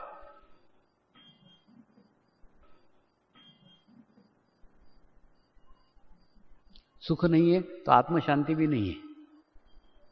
ये एक दूसरे के साथ जुड़े हुए हैं। और जब तक इस दोनों में अंतर नहीं समझेंगे, आत्म सुख अलग बात है, सुख सुविधाएं अलग बात है। पैसा धन सुख सुविधाएं दे सकता है, आत्म सुख नहीं दे सकता, आत्म शांति नहीं दे सकता। वो हमको हमारे भीतर ही खोजना पड़ेगी, भीतर ही ढूंढना पड़ेगी। आत्म शांति की बात आई तो याद आया, विदेशों में कई अमीर लोग मेरे को आके मिलते हैं, स्वामी जी दुनिया की सब चीज खरीद सकते हैं सिवाय आत्म शांति के। कृपा कीजिए, आत्म शांति प्रदान कीजिए, बस और कुछ नहीं चाहिए। कुछ भी मांगने नहीं आते। बोले वो अब तो गया, सब मिल जाएगा। ऐसे ही एक बार लंदन में एक थियोसॉफिकल सोसाइटी में कार्यक्रम चल रहा था।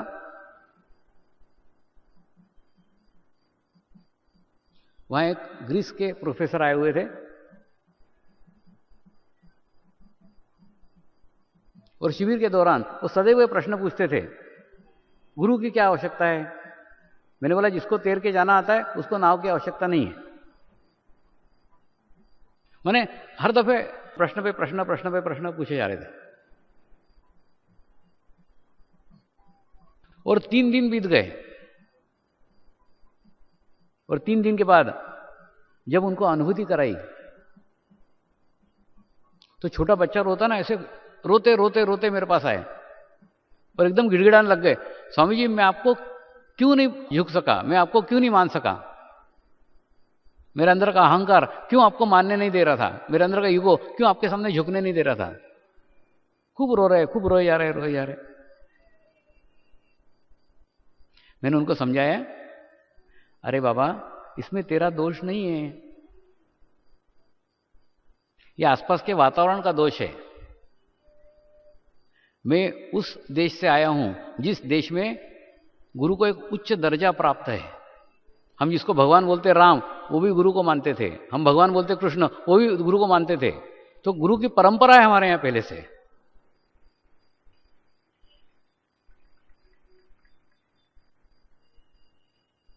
और तेरे यहां परंपरा नहीं है ना, तुम्हारे यहां एक ही गुरु थे, जीसस क्राइस्ट, तुमने उनको भी भगवान बना दिया। तो जैसे भगवान बना दिया, डिस्टेंस हो गया, अंतर हो गया। वो भी गुरु ही थे। तो उसमें रोने जैसी कोई बात नहीं है। वो हम जिस वातावरण में रहते हैं उस वातावरण में हमको फर्क पड़ता है, अंतर आता है।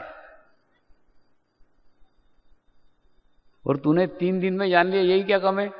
लोग तो 3 साल में भी पता नहीं लगा पाते। तो कहने का मतलब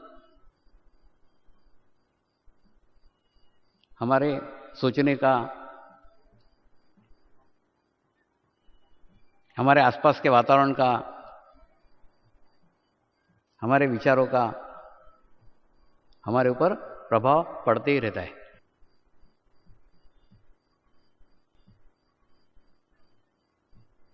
और इस नाभि चक्र से भवसागर पार किया जा सकता है।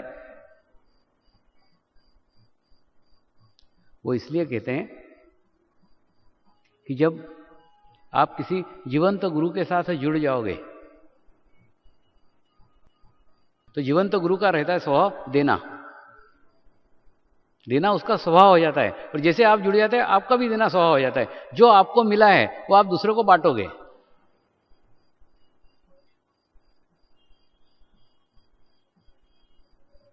ये धीरे धीरे होता है, जैसे जैसे करते जाते हैं ना वैसे वैसे होता है। जैसे मैं हिमालय से आया तो पहले आके सबसे पहले अनुभूति कराई गुरु माँ को, और गुरु माँ को अनुभूति कराई तो पहला मेरा शिविर में एक ही स्टूडेंट था, गुरु माँ, बस। तो उसको मैंने बोला वैसे भी तू अकेली रहना सीख गई है, तो आराम से बच्चों को संभाल रही है, नौकरी कर रही है, सब कुछ कर रही है, तो तेरे को अभी तो कोई अड़चन नहीं है मैं यहां रहूं या नहीं रहूं। तो ये जो अनुभूति मुझे मिली है, मैं चाहता हूं वो अनुभूति समाज तक पहुंचे, तो मुझे बाहर जाने दे। और कल अगर अपने बच्चे बड़े हो गए और उन्होंने अगर पूछा कि जो अनुभूति का प्रसाद आपको मिला था वो आपने समाज में क्यों नहीं बांटा, क्यों उसको लेके घर में बैठ गए, तो उनको क्या जवाब देंगे? प्रसाद ये बांटने के लिए होता है, पेट भरने के लिए नहीं। तो गुरु की शक्तियां घर में इस्तेमाल मत करने दे, मुझे उसको बांटने दे।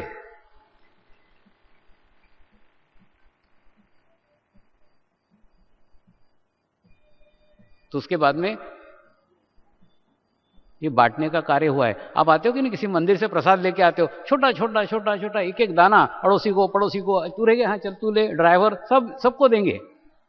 क्या उद्देश्य रहता है तुम्हारा? कि प्रसाद आशीर्वाद अधिक से अधिक लोगों तक पहुंचे।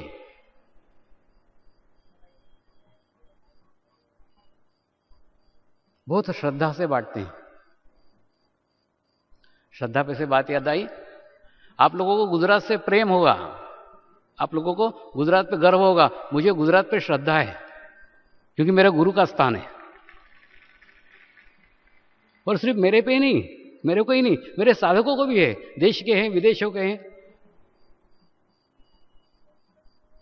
एक बार एक विदेशी साधिका के साथ मैं पेरिस गया था। एक स्थान पे रुके, एक पटेल का घर था। फिर पेरिस में गए, दूसरे एक पटेल के घर रुके, और वो साधिका ऐसे खूब विचार कर रही थी, खूब विचार कर रही थी।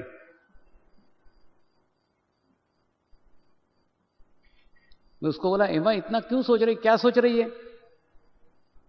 बोले स्वामी जी मैं बहुत देर से सोच रही हूं। मैं बोला क्या सोच रही? सोच रही हूं तुम्हारे गुरुजी ने बहुत लंबा प्लानिंग किया। मैंने कहा कैसे? बोले पहले सारे गुजरातियों को विश्व भर में भेज दिया और आपको ले आके गुजरात में बिठा दिया। बहुत लंबा प्लानिंग है, बोले 40-50 साल से चल रहा है। देखो ना, अपन जहां जा रहे हैं वहां तुमको गुजराती कोई ना कोई मिल रहे हैं। पेरिस में गए, पेरिस में मिल गए। तो मेरी नहीं, बाहर के विदेशी साधकों की बहुत श्रद्धा है गुजरात के प्रति। यहां की मिट्टी, यहां के पत्थर उठा करके वो अपने देश लेके जाते हैं। ये गुजरात की मिट्टी है, गुजरात के पत्थर है। ये सब आपके पास घटित हो रहा है, आपके साथ में हो रहा है, लेकिन 7 साल से आपको उसकी जानकारी नहीं है। नवसारी की जानकारी देने के लिए मैं आपके पास आया। ये गुरु स्थान है। कई जगह विदेशों में भी लोग बोलते हैं स्वामी जी आप यहां रह जाओ ना, हम यहां आश्रम बना देते हैं, यहां ऐसा कर देंगे, वैसा कर देंगे। मैं उनको कहता हूं किसी का बच्चा अगर अच्छा लगता है तो उसको खिलाने ला सकते हो, घंटे 2 घंटे खिला सकते हो, लेकिन बच्चा माँ के गोद में होना चाहिए। मेरी माँ गुजरात है, मुझे गुजरात में रहने दो। ठीक है 2-4 दिन के लिए आ जाता हूं, मिल लेता हूं, जाता हूं, लेकिन बच्चा माँ के गोद में अच्छा लगता है। इसलिए मैंने मेरे मृत्यु पत्र में भी लिखा है कि मेरी समाधि भी गुजरात में ही बनाई जाए।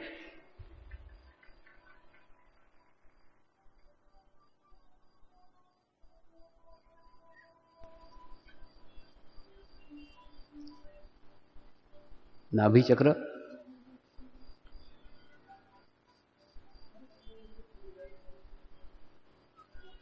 पति पत्नी का भी स्थान है।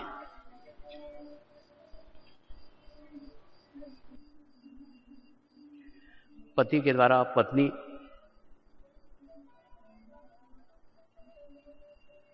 और पत्नी के द्वारा पति रूपांतरित हो सकता है, चेंज हो सकता है, बदलाव हो सकता है। मैं आपको 2 उदाहरण लेके समझाने का कोशिश करता हूं। मैं मेरे कुर्ते सिलवाने के लिए एक टेलर के पास जाता था। वो टेलर एकदम भला आदमी था, एकदम अच्छा आदमी था, सज्जन आदमी था। और उसके सज्जनता की क्या बात करूं, वो समय पे कपड़े दे देता था। इससे बड़ा सज्जन कोई टेलर नहीं हो सकता।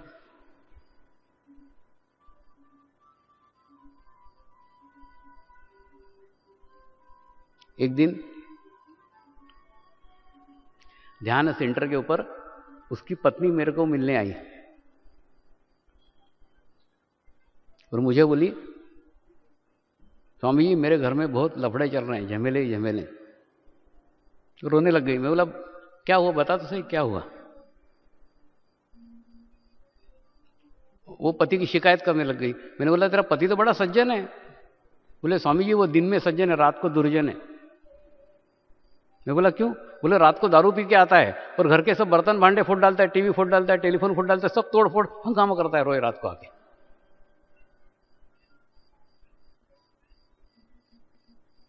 और धंधे की बदनामी नहीं हो, दुकान की बदनामी नहीं हो, इसलिए मैं अंदर सहती रहती हूं, मैं किसी को कुछ नहीं बताती।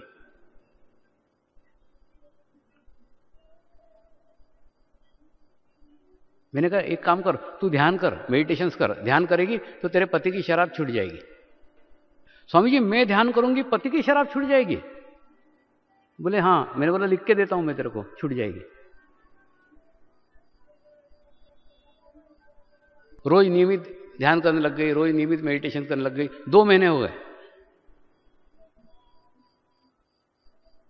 2 महीने बाद फिर रोने लग गई। मैंने बोला क्या हो गया? स्वामी आप तो बोल रहे थे कि पति की शराब छूट जाएगी, वो तो अभी पूरी बोतल की बोतल पी रहा है, आधी भी नहीं हुई। आप तो बोल रहे थे छूट जाएगी, कहां छूटी? मैंने उसको बताया अरे तू अपने ऊपर इत्र की बोतल डाल रही है, और जो तेरी नाक है जिससे बदबू या खुशबू आती है, गंदे नाली में डाल के रखी है, तो तेरे को वो इत्र की खुशबू कहां से आएगी? ठीक उसी प्रकार से तू 2 महीने में सब साधकों के साथ आके ध्यान कर रही है, मेडिटेशंस कर रही है, और 2 महीने से चित्त डाल रखा है पति के अंदर। तो जब तक उसमें से चित्त हटाती नहीं, जब तक तेरे को खुशबू कहां से आएगी? वो गंदे पति में से चित्त हटा और परमात्मा की ओर लेके जा। तो थोड़ी उसको बात पटी, और उसके 1 महीने बाद एक चेंज आ गया, एक बदलाव आ गया। एक दिन उसका पति भी स्कूटर पे उसको छोड़ने आया था, तो जोर से पानी आ गया, तो कहीं रुकने को जगह नहीं थी, तो वो भी घुस गया सेंटर के अंदर, पीछे जाके कोने में वो भी बैठ गया। उसके बाद में ध्यान खत्म होने के बाद में मेरे को मिलने के लिए आया, स्वामी जी। मैंने कहा क्या? आज मैं भी ध्यान करने बैठा था। मैंने कहा अच्छा। स्वामी जी मेरे को भी बहुत अच्छा लगा। अच्छा। स्वामी जी मैं भी ध्यान करना चाहता हूं। मैंने क्या करना? एक समस्या है, मैं दारू पीता हूं। मैंने बोला रात को दारू पिया कर, सुबह ध्यान किया कर, चलेगा? मैंने क्या दौड़ेगा? तो रोज रात को दारू पीता था, सुबह ध्यान करता था, लेकिन धीरे धीरे धीरे उसकी शराब छूट गई, और बाद में कब छूटी उसको भी पता नहीं चला। तो अगर पत्नी अपने अंदर चेंज लाती है, पत्नी अपने अंदर बदलाव लाती है, तो पति को सुधार सकती है। कई पत्नियां अब पति की शिकायत लेके मेरे पास आती है, मैं कहता हूं तो तू खुद सुधर जा, वो खुद ही सुधर जाएगा। तू उसकी अर्धांगिनी है। और पति खराब होते ऐसे नहीं, पत्नियां भी खराब रहती है। उसका एक उदाहरण देता हूं। एक चीफ इंजीनियर मेरे को मिलने के लिए आए, और वो बोले मेरी पत्नी बहुत शकी है, मेरे केबिन में अगर कोई एक आधी महिला कर्मचारी आधा घंटा बैठ गई तो उसके जासूस लगे हुए ऑफिस में तुरंत घर पे बता देते हैं, फलानी फलानी मैडम आज साहब के केबिन में आधे घंटे थी। और उसके बाद में पत्नी रात को पिटाई करती है मेरी। तो मैं इस पत्नी को छोड़ना चाहता हूं, मैं तलाक देना चाहता हूं। मैंने उसको बोला हाँ ऐसी पत्नी को तो छोड़ ही देना चाहिए, लेकिन एक काम कर, ये 45 दिन तक ध्यान कर, और ध्यान करने के बाद भी उसके अंदर कुछ चेंज नहीं आया, कुछ बदलाव नहीं आया, तो छोड़ देना। उसने कहा ठीक है। नियमित ध्यान किया। 45 दिन बाद मैंने पूछा कुछ चेंज आया, कुछ बदलाव आया? आजकल तो सिर्फ गालियां देती है, इतना बदलाव आ गया उसके अंदर। और कुछ दिन बाद जब मैं वहां से निकला तो मिलने के लिए आई, स्वामी जी मुझे भी ध्यान सीखने का है, मुझे भी ध्यान करने का है, मैं भी ध्यान करना चाहती हूं।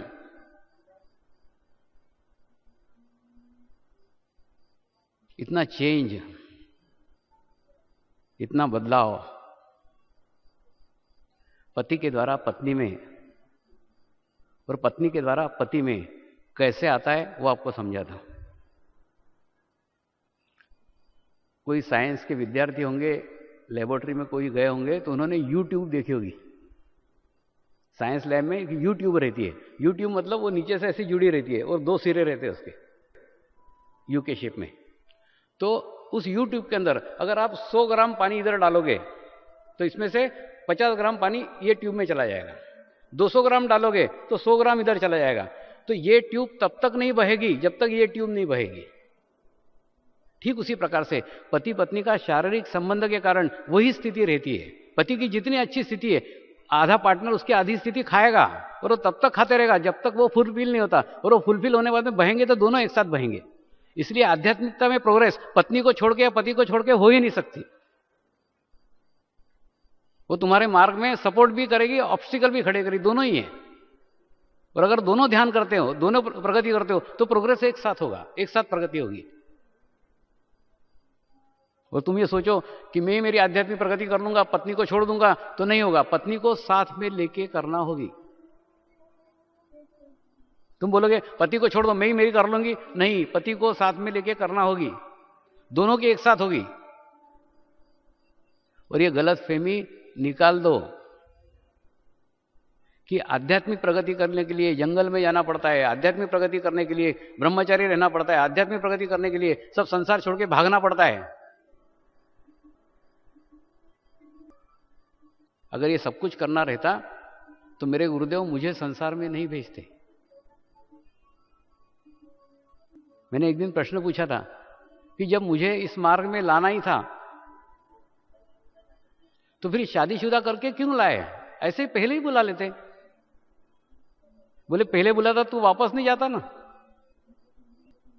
तेरे को वापस भेजना था और वापस भेजने के लिए कोई निमित्त चाहिए था, इसलिए शादीशुदा होने के बाद में लाया। और मुझे शादीशुदा लोगों तक ये पहुंचाना है, इसलिए मुझे तेरा माध्यम चाहिए। मुझे आम समाज तक पहुंचाना है, प्रत्येक मनुष्य मात्र तक पहुंचाना है और उसको उदाहरण पेश करना है, उसको एग्जाम्पल देना है कि घर में रहते हुए भी आध्यात्मिक प्रगति हो सकती है, जंगल में जाने की आवश्यकता नहीं है।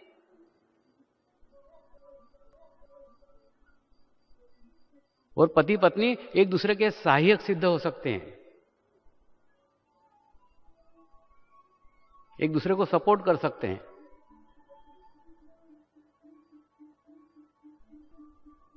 जिन लोगों के जीवन में शादी के बाद प्रगति हुई है, प्रोग्रेस हुई है, वो सोचते हैं काश शादी 5 साल पहले हो जाती तो और जल्दी प्रगति हो जाती। जैसे मैंने गुरु माँ को कहा था तू 5 साल पहले मेरे जीवन में आई रहती तो मैं 5 साल और आगे चला जाता। और जिनको शादी के बाद प्रॉब्लम आए हैं वो कहते हैं शादी 5 साल लेट हो तो ज्यादा अच्छा है, उतने ही फ्री रहेंगे। तो जिसको जैसे अनुभव है उस अनुभव के आधार पर वो बात करेगा।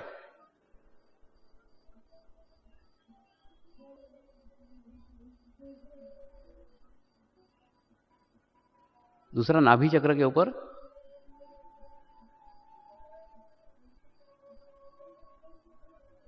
दान को बहुत अधिक महत्व दिया गया है।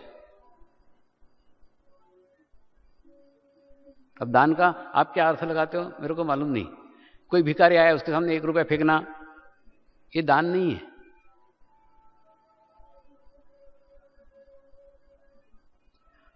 अपनी समस्याओं में से अपना ध्यान हटा करके दूसरे के समस्या के बारे में सोचना, दूसरे की समस्या के बारे में विचार करना, ये दान है। उसके 2 फायदे हैं। एक तो आपका चित्त आपकी समस्या पे से कम हो जाता है और आपके द्वारा दूसरे की मदद होती है, दूसरे की सहायता होती है। देखो ये जो चित्त है ना, ये चित्त फर्टिलाइजर सरीका है। उसका गुणधर्म है बढ़ाना। अगर आप कांटे के झाड़ को बढ़ाओगे तो कांटे का झाड़ बढ़ेगा, आप अगर फूल के झाड़ को बढ़ाओगे फूल का झाड़ बढ़ेगा। मतलब जहां खाद डालोगे वहां बढ़ाएगा। फिर आप क्या करते हो मालूम है, आपको समझ लो समस्या है तो मेरी समस्या मेरी समस्या मेरी समस्या, ये समस्या इतनी बड़ी कर ली। खुद ने ही विचार कर करके, खुद ने उसमें चित्त डाल डाल के, खुद ने उसमें खाद डाल डाल के अपनी समस्या को बहुत बड़ा कर दिया। जब हम हमारा चित्त हमारी समस्या पे से हटाते हैं तो ऑटोमेटिकली समस्या की वृद्धि होना बंद हो जाती है।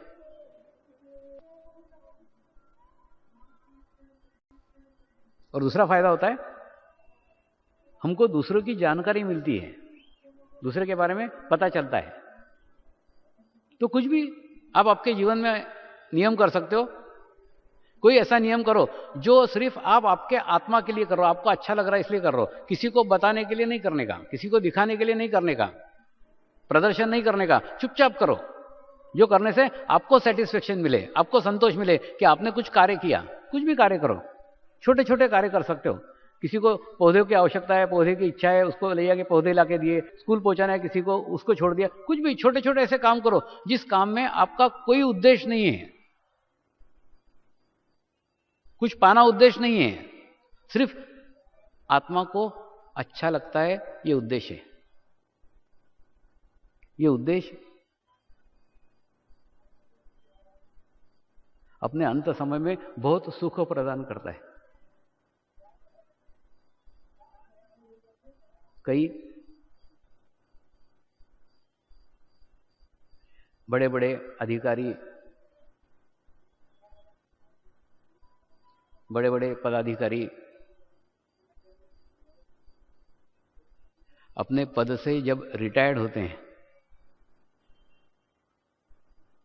तो रिटायर्ड होने के बाद यही सब चीजें उनको शांति प्रदान करती है कि जब मैं पद के ऊपर था, जब मैं पोस्ट के ऊपर था, उस पद का मैंने ये सदुपयोग किया, ये अच्छा कार्य किया, इस अच्छे कार्य में मदद की, इस कार्य को बढ़ावा दिया। एक आत्म शांति मिलती है, एक आत्म समाधान मिलता है। जब हम करते हैं तब भी हमको उतना नहीं मिलता जितना बाद में मिलता है, क्योंकि तब उसके लिए सोचने के लिए समय रहता है।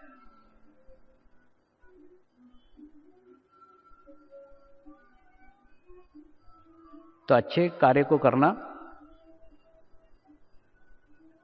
और अच्छे कार्य में मदद करना दोनों ही एक जैसा है। लेकिन जब कभी मैं कोई अच्छे कार्य की बात करता हूं, जब कभी मैं कोई मदद करने की बात करता हूं, जब कभी मैं कोई सेवा देने की बात करता हूं, तो आप लोग अपने आप को एकदम छोटा सा, नन्हा सा, इतना सा कर लेते हो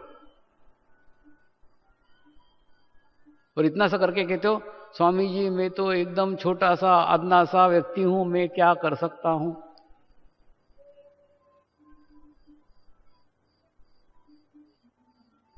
तो आपको मेरी जीवन की एक बड़ी हृदय स्पर्शी घटना थी, वो आपको बताता हूं। मेरे साधना के समय में मैं कलकत्ते में दक्षिणेश्वर मंदिर के अहाते में रहा था।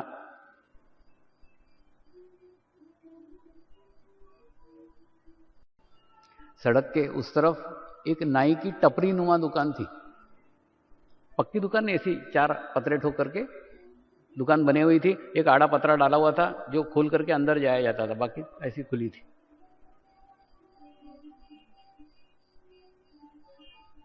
उस नाई के दुकान में मैं सुबह सुबह पहुंचा तो नाई काली माता के फोटो को अगरबत्ती वगैरह लगा रहा था, नमस्कार वगैरह कर रहा था। मैं 5 मिनट बाहर खड़ा रहा। जब उसका धूप बत्ती सब हो गया, साफ सफाई सब हो गया, फिर उसने मुझे बुलाया, मेरी अच्छे से कटिंग बनाई और अच्छे से कटिंग बनाने के बाद जब मैं उसको पैसे देने लग गया तो उसने पैसे लेने से इनकार कर दिया। बोले स्वामी जी मैं पैसे नहीं लूंगा। मैंने उसको बोला देख, तू स्वामी समझ के नहीं ले रहा है क्या? तेरे बाल बच्चे हैं, तू दुकान खोल के बैठा हुआ है, तेरी रोजी रोटी है, ले। स्वामी जी आप स्वामी जी नहीं भी होते तो भी मैं आपसे पैसे नहीं लेता। मैंने कहा नहीं नहीं रख ले रख ले। तो उसने बोला स्वामी जी मैं एक समाज का अंग हूं, छोटा सा अंग हूं, और मेरी भी इच्छा है कि मैं समाज के लिए कुछ करूं, मैं कोई समाज कार्य करूं, समाज में जाके कुछ करूं। लेकिन अगर मैं समाज कार्य करने के लिए गया तो मेरे बच्चे भूखे मर जाएंगे, इसलिए मुझे पेट पालने के लिए ये नाई का धंधा करना पड़ता है। लेकिन मेरे अंदर एक आत्मग्लानि होती है कि मैं समाज के लिए कुछ नहीं कर सकता, तो कुछ तो भी करना चाहिए, मेरे आत्म संतुष्टि के लिए करना चाहिए, मेरे आत्म शांति के लिए करना चाहिए। इसलिए मैंने एक उपाय निकाला, मार्ग निकाला है। 40 साल हो गए, 40 साल से जो ग्राहक मेरे दुकान में पहले आता है उसकी कटिंग में फ्री बनाता हूं, उससे मुझे आत्म संतुष्टि मिलती है। स्वामी जी कृपया मुझे आत्म शांति प्रदान कीजिए, मुझे पैसे मत दीजिए। तो एक नाई जिसके पास सिर्फ कैंची और कंघा है और एक टपरी नुमा दुकान है, उसके पास कुछ नहीं है, वो भी अपने रोजगार में से, अपने सेवा में से कुछ ना कुछ मार्ग निकाल सकता है। तो आप क्या उस नाई से भी गए बीते हो? आपके अंदर सिर्फ इच्छा होनी चाहिए कि आप दूसरों के लिए कुछ करो, और वो कार्य करो जिस कार्य से आपको आत्म संतोष मिले, उस कार्य से आपको आत्म शांति मिले। दिखाओ मत करो, किसी को पता भी नहीं चलना चाहिए कि आपने कुछ किया है, सिर्फ आपको पता होना चाहिए। उसका आनंद बहुत अच्छा है, आप करके देखो। ऐसा कुछ अच्छा कार्य करो जो सिर्फ आपके सिवा किसी को भी नहीं मालूम कि आपने किया है, इतना आनंद मिलता है, इतनी खुशी मिलती है, कुछ पूछो मत। एक बार मेरे पास एक बैंक मैनेजर आया, स्टेट बैंक का, और एक कपड़े का व्यापारी आया। दोनों आकर मुझे भाषण देने लग गए, स्वामी जी क्या आप पागल सरी का 2-2 घंटे बड़बड़ बड़बड़ करते रहो, क्या बोलते रहते हो, क्या मिलता है आपको इसमें? वो कपड़े का व्यापारी बोला, जिस साड़ी को बेच करके मुझे 2 रुपए मिल सकते हैं, उस साड़ी के लिए भी औरतें ज्यादा झिझक करती, मैं बोलता हूं नहीं नहीं ठीक है, नहीं है स्टॉक, नहीं, जाओ। तो आप क्या ये 2-2 घंटे 3-3 घंटे बोलते रहो, क्या मिलता है आपको भगवान जाने। मैं कुछ नहीं, मुस्कुरा दिया, कुछ भी नहीं बोला। फिर ये स्टेट बैंक का ब्रांच मैनेजर अपने रीजनल ऑफिस में गया, और रीजनल ऑफिस में कुछ तो चर्चा निकली ध्यान की, मेडिटेशंस की। तो रीजनल मैनेजर ने इसको बुलाया, वो स्वामी जी को बुला ना, अपन यहाँ अपना 8 दिन का शिविर यहाँ रखते हैं। तो रीजनल ऑफिस में 8 दिन का शिविर रखा गया, और शिविर में सबको बहुत अच्छा ध्यान लगा, और वो रीजनल मैनेजर खूब खुश हो गया, खूब प्रसन्न हो गया, और सबने उस ब्रांच मैनेजर को खूब धन्यवाद दिया कि तेरे कारण ये स्वामी जी यहाँ आए और ये ध्यान हमको सीखने को मिला। उसके बाद मैं वापस चला गया। फिर वो ब्रांच मैनेजर मेरे को मिलने आया दूसरे दिन, स्वामी जी आज मैं मेरे जीवन में बहुत खुश हूं। इनके कितने रुपए का? नहीं नहीं रुपए की तो बात ही मत करो, रुपए का नहीं, बहुत ही खुश हूं। मैंने बोला अरे मूर्ख, तू तो आज खुश हुआ, मैं तो रोज खुश होते रहता हूं। एक बार आत्मा की सेवा तो करके देखो। आत्मज्ञान से बड़ा कोई दान नहीं है। ये अगर तुम्हारे हाथ से हो तो बहुत ही खुशी है, बहुत ही प्रसन्नता है। सिर्फ उसका आनंद वही ले सकता है जिसने किया है। अनुभव लेके देखो, आपको बहुत आनंद आएगा, बहुत मजा आएगा। कई सोशल वर्कर, कई समाज सेवक समाज में कपड़े बांटते हैं। कपड़ा कल फट जाएगा। दवाइयां बांटते हैं, दवाइयां कल खत्म हो जाएंगी। किसी को 5 रुपए दोगे, 5 रुपए कल समाप्त हो जाएंगे। पुस्तकें दोगे, पुस्तकें कल फट जाएंगी। ये भौतिक चीजें देने के बाद भी वो आपके ऊपर डिपेंड रहेगा, आपके ऊपर निर्भर रहेगा। आप समाज में जिसको चाहते हो उसको आत्मज्ञान करा दो, वो आत्मनिर्भर हो जाएगा। उसको आपकी तो क्या किसी की भी जरूरत नहीं रहेगी।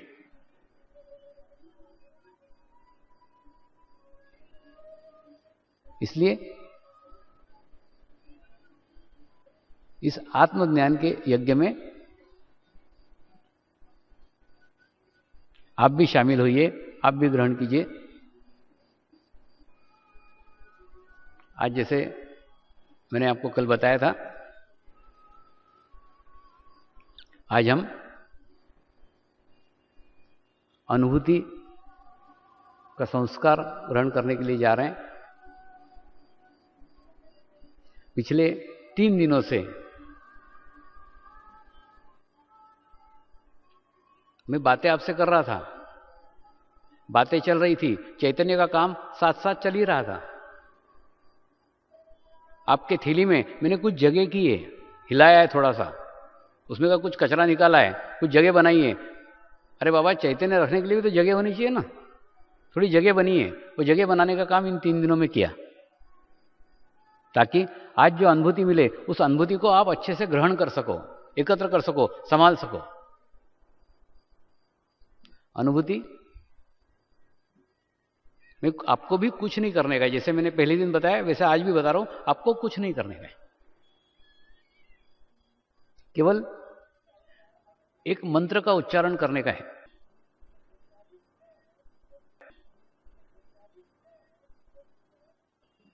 प्रत्येक पद्धति में मंत्र का अपना एक अलग महत्व है। इस महत्व को ये विदेशी लोगों ने कंप्यूटर के ऊपर भी चेक किया है।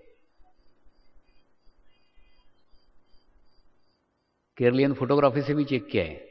मंत्र बोलकर पहले की स्थिति, मंत्र बोलने के बाद की स्थिति, क्या चेंज आता है, क्या बदलाव आता है, पूरा फोटोग्राफी में आया है। मंत्र एकदम सिंपल है, कुछ भी नहीं है, सिर्फ गुरु को नमस्कार है और कुछ नहीं। सिंपल मंत्र है, ओम श्री शिव कृपानंद स्वामी नमो नमः। सिंपल मंत्र है, सामान्य मंत्र है। ये मंत्र से विश्व भर में इसी मंत्र के द्वारा ध्यान किया जाता है, इसी मंत्र के द्वारा मेडिटेशन किया जाता है। अब सिंगापुर में एक चीनी व्यक्ति ने मुझे पूछा, वैसा आप मत पूछना कि इसमें ओम क्यों है और श्री क्यों है। वो चीनी व्यक्ति ने मुझे पूछा, स्वामी जी आप बोलते हो कि आप सब धर्मों को मानते हो, आपके अंदर धर्म का कोई भेदभाव नहीं है, फिर इस मंत्र के अंदर ओम का उच्चारण क्यों है और श्री का उच्चारण क्यों है। तो उस चीनी साधक को मैंने कहानी सुनाई, वो कहानी आपको भी सुनाता हूं, उसमें इसका उत्तर भी मिल जाएगा। उसको मैंने बताया, चीन में एक छोटे से गांव के अंदर एक पेंटर रहता था, और वो पेंटर लोगों के चेहरे देख करके चित्र बनाता था। और लोगों के चेहरे देखते देखते देखते देखते उसको चेहरों का इतना सुंदर अभ्यास हो गया कि चेहरे से वो उसकी अच्छाइयां पहचान जाता था, उस व्यक्ति में क्या अच्छाइयां हैं, और वो अच्छाइयों को प्रतिबिंबित करता था और बड़ा सुंदर चित्र बनाता था। इतना सुंदर चित्र बनाता था, इतना वो आदमी भी नहीं रहता था, सारी अच्छाइयां उभार देता था। ये चीनी चित्रकार की ख्याति धीरे धीरे सारे चीन के अंदर फैल गई, सब चीन भर में उसको जाना जाने लग गया।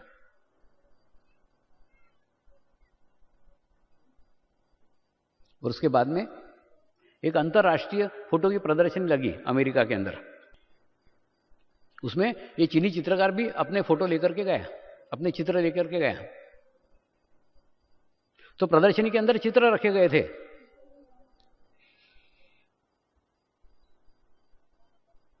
और वो सब चित्र की प्रदर्शनी देखने के बाद कुछ अमेरिकन महिलाएं आके उसको मिली और उसको प्रश्न किया, तुम्हारे चित्रों के अंदर सब सुंदर सुंदर महिलाएं सिर्फ चीनी है, ऐसा क्यों? तुम ये तो नहीं कहना चाहते कि दुनिया में सुंदर स्त्रियां सिर्फ चीनी है? वो चित्रकार ने बड़ा सुंदर उत्तर दिया। उसने कहा, मैं 40 साल से चीन के बाहर गया ही नहीं हूं, तो मैंने मेरे जीवन में जो सुंदर स्त्री मां के रूप में देखी थी वो चीनी थी, जो बहन के रूप में देखी वो चीनी थी, जो पत्नी के रूप में देखी वो चीनी थी। तो मैंने चीनी स्त्री के अलावा कोई स्त्री ही नहीं देखी है, 40 साल से चीन के बाहर ही नहीं गया हूं। तो कृपया आप ये मत देखिए कि चित्र के अंदर स्त्रियां चीनी हैं क्या नहीं है, आप उस चित्र की सुंदरता देखिए, चित्र कितने सुंदर बनाए वो देखिए। ठीक इसी प्रकार से मैंने उस चीनी को प्रार्थना की, तू ये मत देखे कि उस मंत्र के अंदर ओम क्यों है, उस मंत्र के अंदर श्री क्यों है, तू उसके वाइब्रेशंस देख, उसकी एनर्जी देख। अरे 40 साल से मैं भी भारत के बाहर नहीं गया हूं, तो भारत के संस्कृति का प्रभाव उस पर आएगा ही ना। जहां मेरा विकास हुआ है, जहां वहां मेरा डेवलपमेंट हुआ है, जिन गुरुओं के सानिध्य में हुआ है, उन गुरुओं का प्रभाव उस मंत्र पे आएगा ही। तो तू उस मंत्र के वाइब्रेशंस देख, उसकी एनर्जी देख, उसका ऑरा देख। तू ये मत देखे कि उसमें ओम क्यों है, उसमें श्री क्यों है। ठीक उसी प्रकार से आप मंत्र के शब्दों के ऊपर मत जाओ, मंत्र के वाइब्रेशंस देखो, तो आपको वो अनुभूति होगी। एक ही मंत्र है, उसको 3 तरीके से बोला जाता है, 3 प्रकार से बोला जाता है, और वो तीनों प्रकार आपके नाड़ियों के ऊपर स्पंदन करते हैं। वो कैसे, वो बताता हूं। पहले आप शांत चित्त होके अपनी कमर सीधी करके बैठ जाइए, और जो लोग कुर्सी पे बैठे हैं वो भी नीचे बैठ जाइए, क्योंकि आपको अर्थिन मिलने की आवश्यकता है। आपके दोष गुरुत्वाकर्षण शक्ति से खींचने की आवश्यकता है। जमीन पे बैठोगे तो उसका ज़्यादा लाभ आपको प्राप्त होगा। देखो कुछ नहीं है, पहले मैं हाथ ऐसा ऊपर की ओर लेके जाऊंगा, तब आपको उसमें ओम का उच्चारण बड़ा करने का है, ठीक है। उसके बाद में जब मैं हाथ इस तरफ लेके जाऊंगा तो आपको उसमें श्री का उच्चारण बड़ा करने का है। और उसके बाद में जब मैं दोनों हाथ ऊपर की ओर लेके जाऊंगा तो आपको ओम और श्री दोनों का उच्चारण बड़ा करने का है। ऐसा एक सेट है। ऐसे 3 सेट हमको लगातार बोलने के हैं। तो पहले जब हम ओम का उच्चारण बड़ा करते हैं तब आज के पूर्व जितने भी गुरु होके गए, किसी भी धर्म के हो, किसी भी जाति के हो, किसी भी देश के हो, उन सब गुरुओं को वंदन करते जा रहे हैं, नमस्कार करते जा रहे हैं। उसके बाद में जब हम श्री का उच्चारण बड़ा करते हैं तो उन गुरुओं को नमस्कार कर रहे हैं जो हमारे जीवन काल के बाद इस धरती पे आने वाले हैं। उनको अभी से नमस्कार कर रहे हैं, उनके ब्लेसिंग अभी से ले रहे हैं। और तीसरा, जब दोनों हाथ हम ऊपर की ओर लेके जाते हैं और ओम और श्री का उच्चारण करते हैं, तब आज इस दुनिया में जो गुरु तत्व विद्यमान है, जिस गुरु तत्व के माध्यम से आज विश्व चेतना बह रही है, उस गुरु को नमस्कार कर रहे हैं। कुछ नहीं, 3 प्रकार के गुरुओं के 3 नमस्कार है और कुछ नहीं है। सिंपल मंत्र है, सादा मंत्र है। तो आप मेरे साथ 3 बार मंत्र का सेट बोलेंगे और बोलने के बाद में आपको प्रार्थना करने की कि हे परमात्मा मुझे ब्रह्म शक्ति प्रदान करो, बस और कुछ नहीं। मैं जैसे जैसे कहूंगा वैसे वैसे आपको करने का, बाकी कुछ नहीं करने का। तो पहले कमर सीधी होकर शांत चित्त होकर के बैठ जाओ और मेरे साथ मंत्र का उच्चारण करेंगे। मेरा हाथ ऊपर जाएगा तो ओम का उच्चारण बड़ा करने का है, हाथ इधर जाएगा तो श्री का उच्चारण बड़ा करने का है, और दोनों हाथ ऊपर गए तो ओम और श्री का उच्चारण बड़ा करने का है।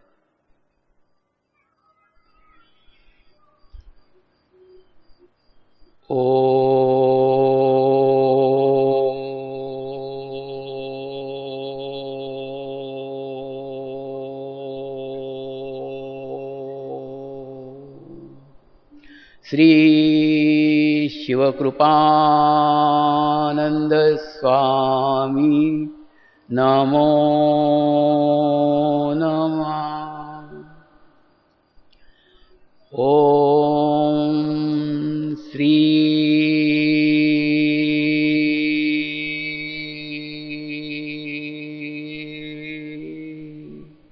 शिवकृपानंद स्वामी नमो नमः। श्री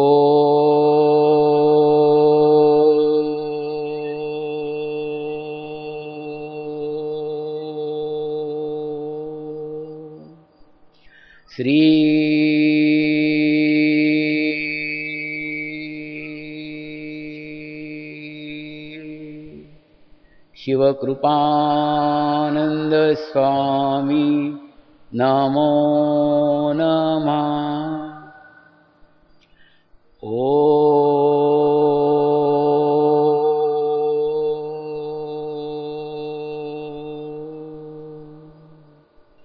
श्री शिवकृपानंद स्वामी नमो नमः। ओम श्री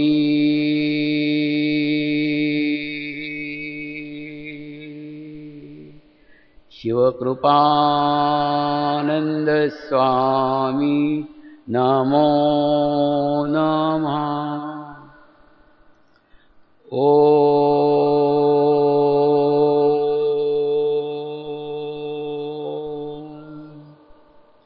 श्री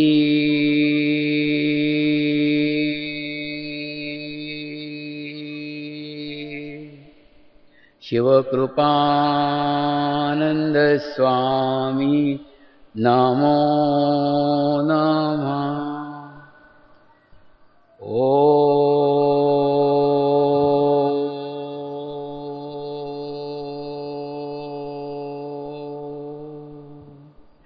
श्री शिवकृपानंद स्वामी नमो नमः।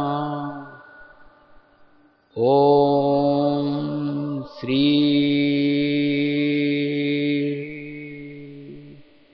शिवकृपानंद स्वामी नमो नमः। ओम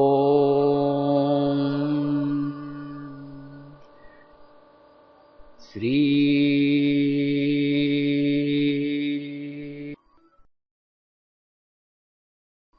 शिवकृपानंद स्वामी नमो नमः।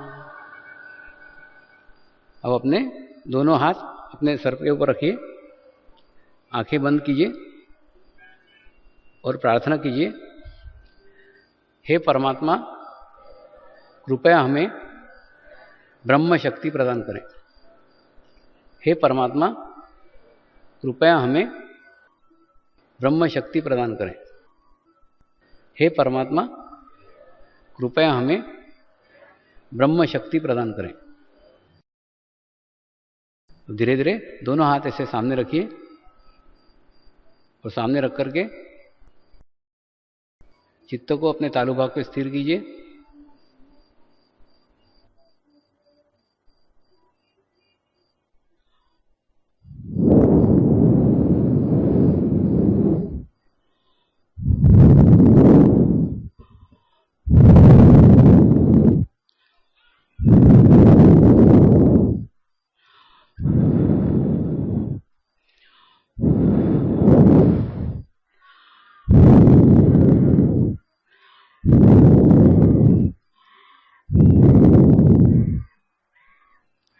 अब धीरे धीरे अपने तल हाथों की तरफ देखिए तो आपको महसूस होगा आपके दोनों हाथों से ठंडे ठंडे वाइब्रेशंस निकलना चालू हो गए। इसी को शंकराचार्य ने कहा है सलीलम सलीलम सलीलम करके ऐसा उसका प्रार्थना किया। किसी के हाथ को जैसे चींटियां चल रही है ऐसा महसूस हो रहा होगा, किसी के हाथ को एकदम ठंडे ठंडे हवाएं चल रही है ऐसा महसूस हो रहा होगा, किसी को अपने हाथ में से कुछ गर्म निकल रहा है ऐसा महसूस हुआ होगा। अलग अलग अनुभूतियां हैं। ऐसी कोई भी अनुभूति आपको हुई हो तो आप अपना हाथ ऐसा ऊपर कीजिए तो मालूम पड़ेगा कितने लोगों को हुआ है। ऐसे हाथ ऊपर कीजिए, ठीक है, हाथ नीचे कर देखिए। ब्राह्मण को और पक्षी को द्विज कहा गया है। पक्षी को द्विज इसलिए कहा गया है कि पक्षी जब मां के पेट से निकलता है तो अंडे के रूप में उसका पहला जन्म होता है और उसके बाद में जब अंडे में से निकलता है तो उसका दूसरा जन्म होता है, इसलिए उसको दो जन्म कहते हैं। ठीक उसी प्रकार से ब्राह्मण जब अपने मां के पेट से निकलता है तो उसका पहला जन्म होता है, उसके बाद में जब उसका उपनयन संस्कार होता है तो उसका दूसरा जन्म होता है। आज आप सब ब्राह्मण हो गए। नमस्कार।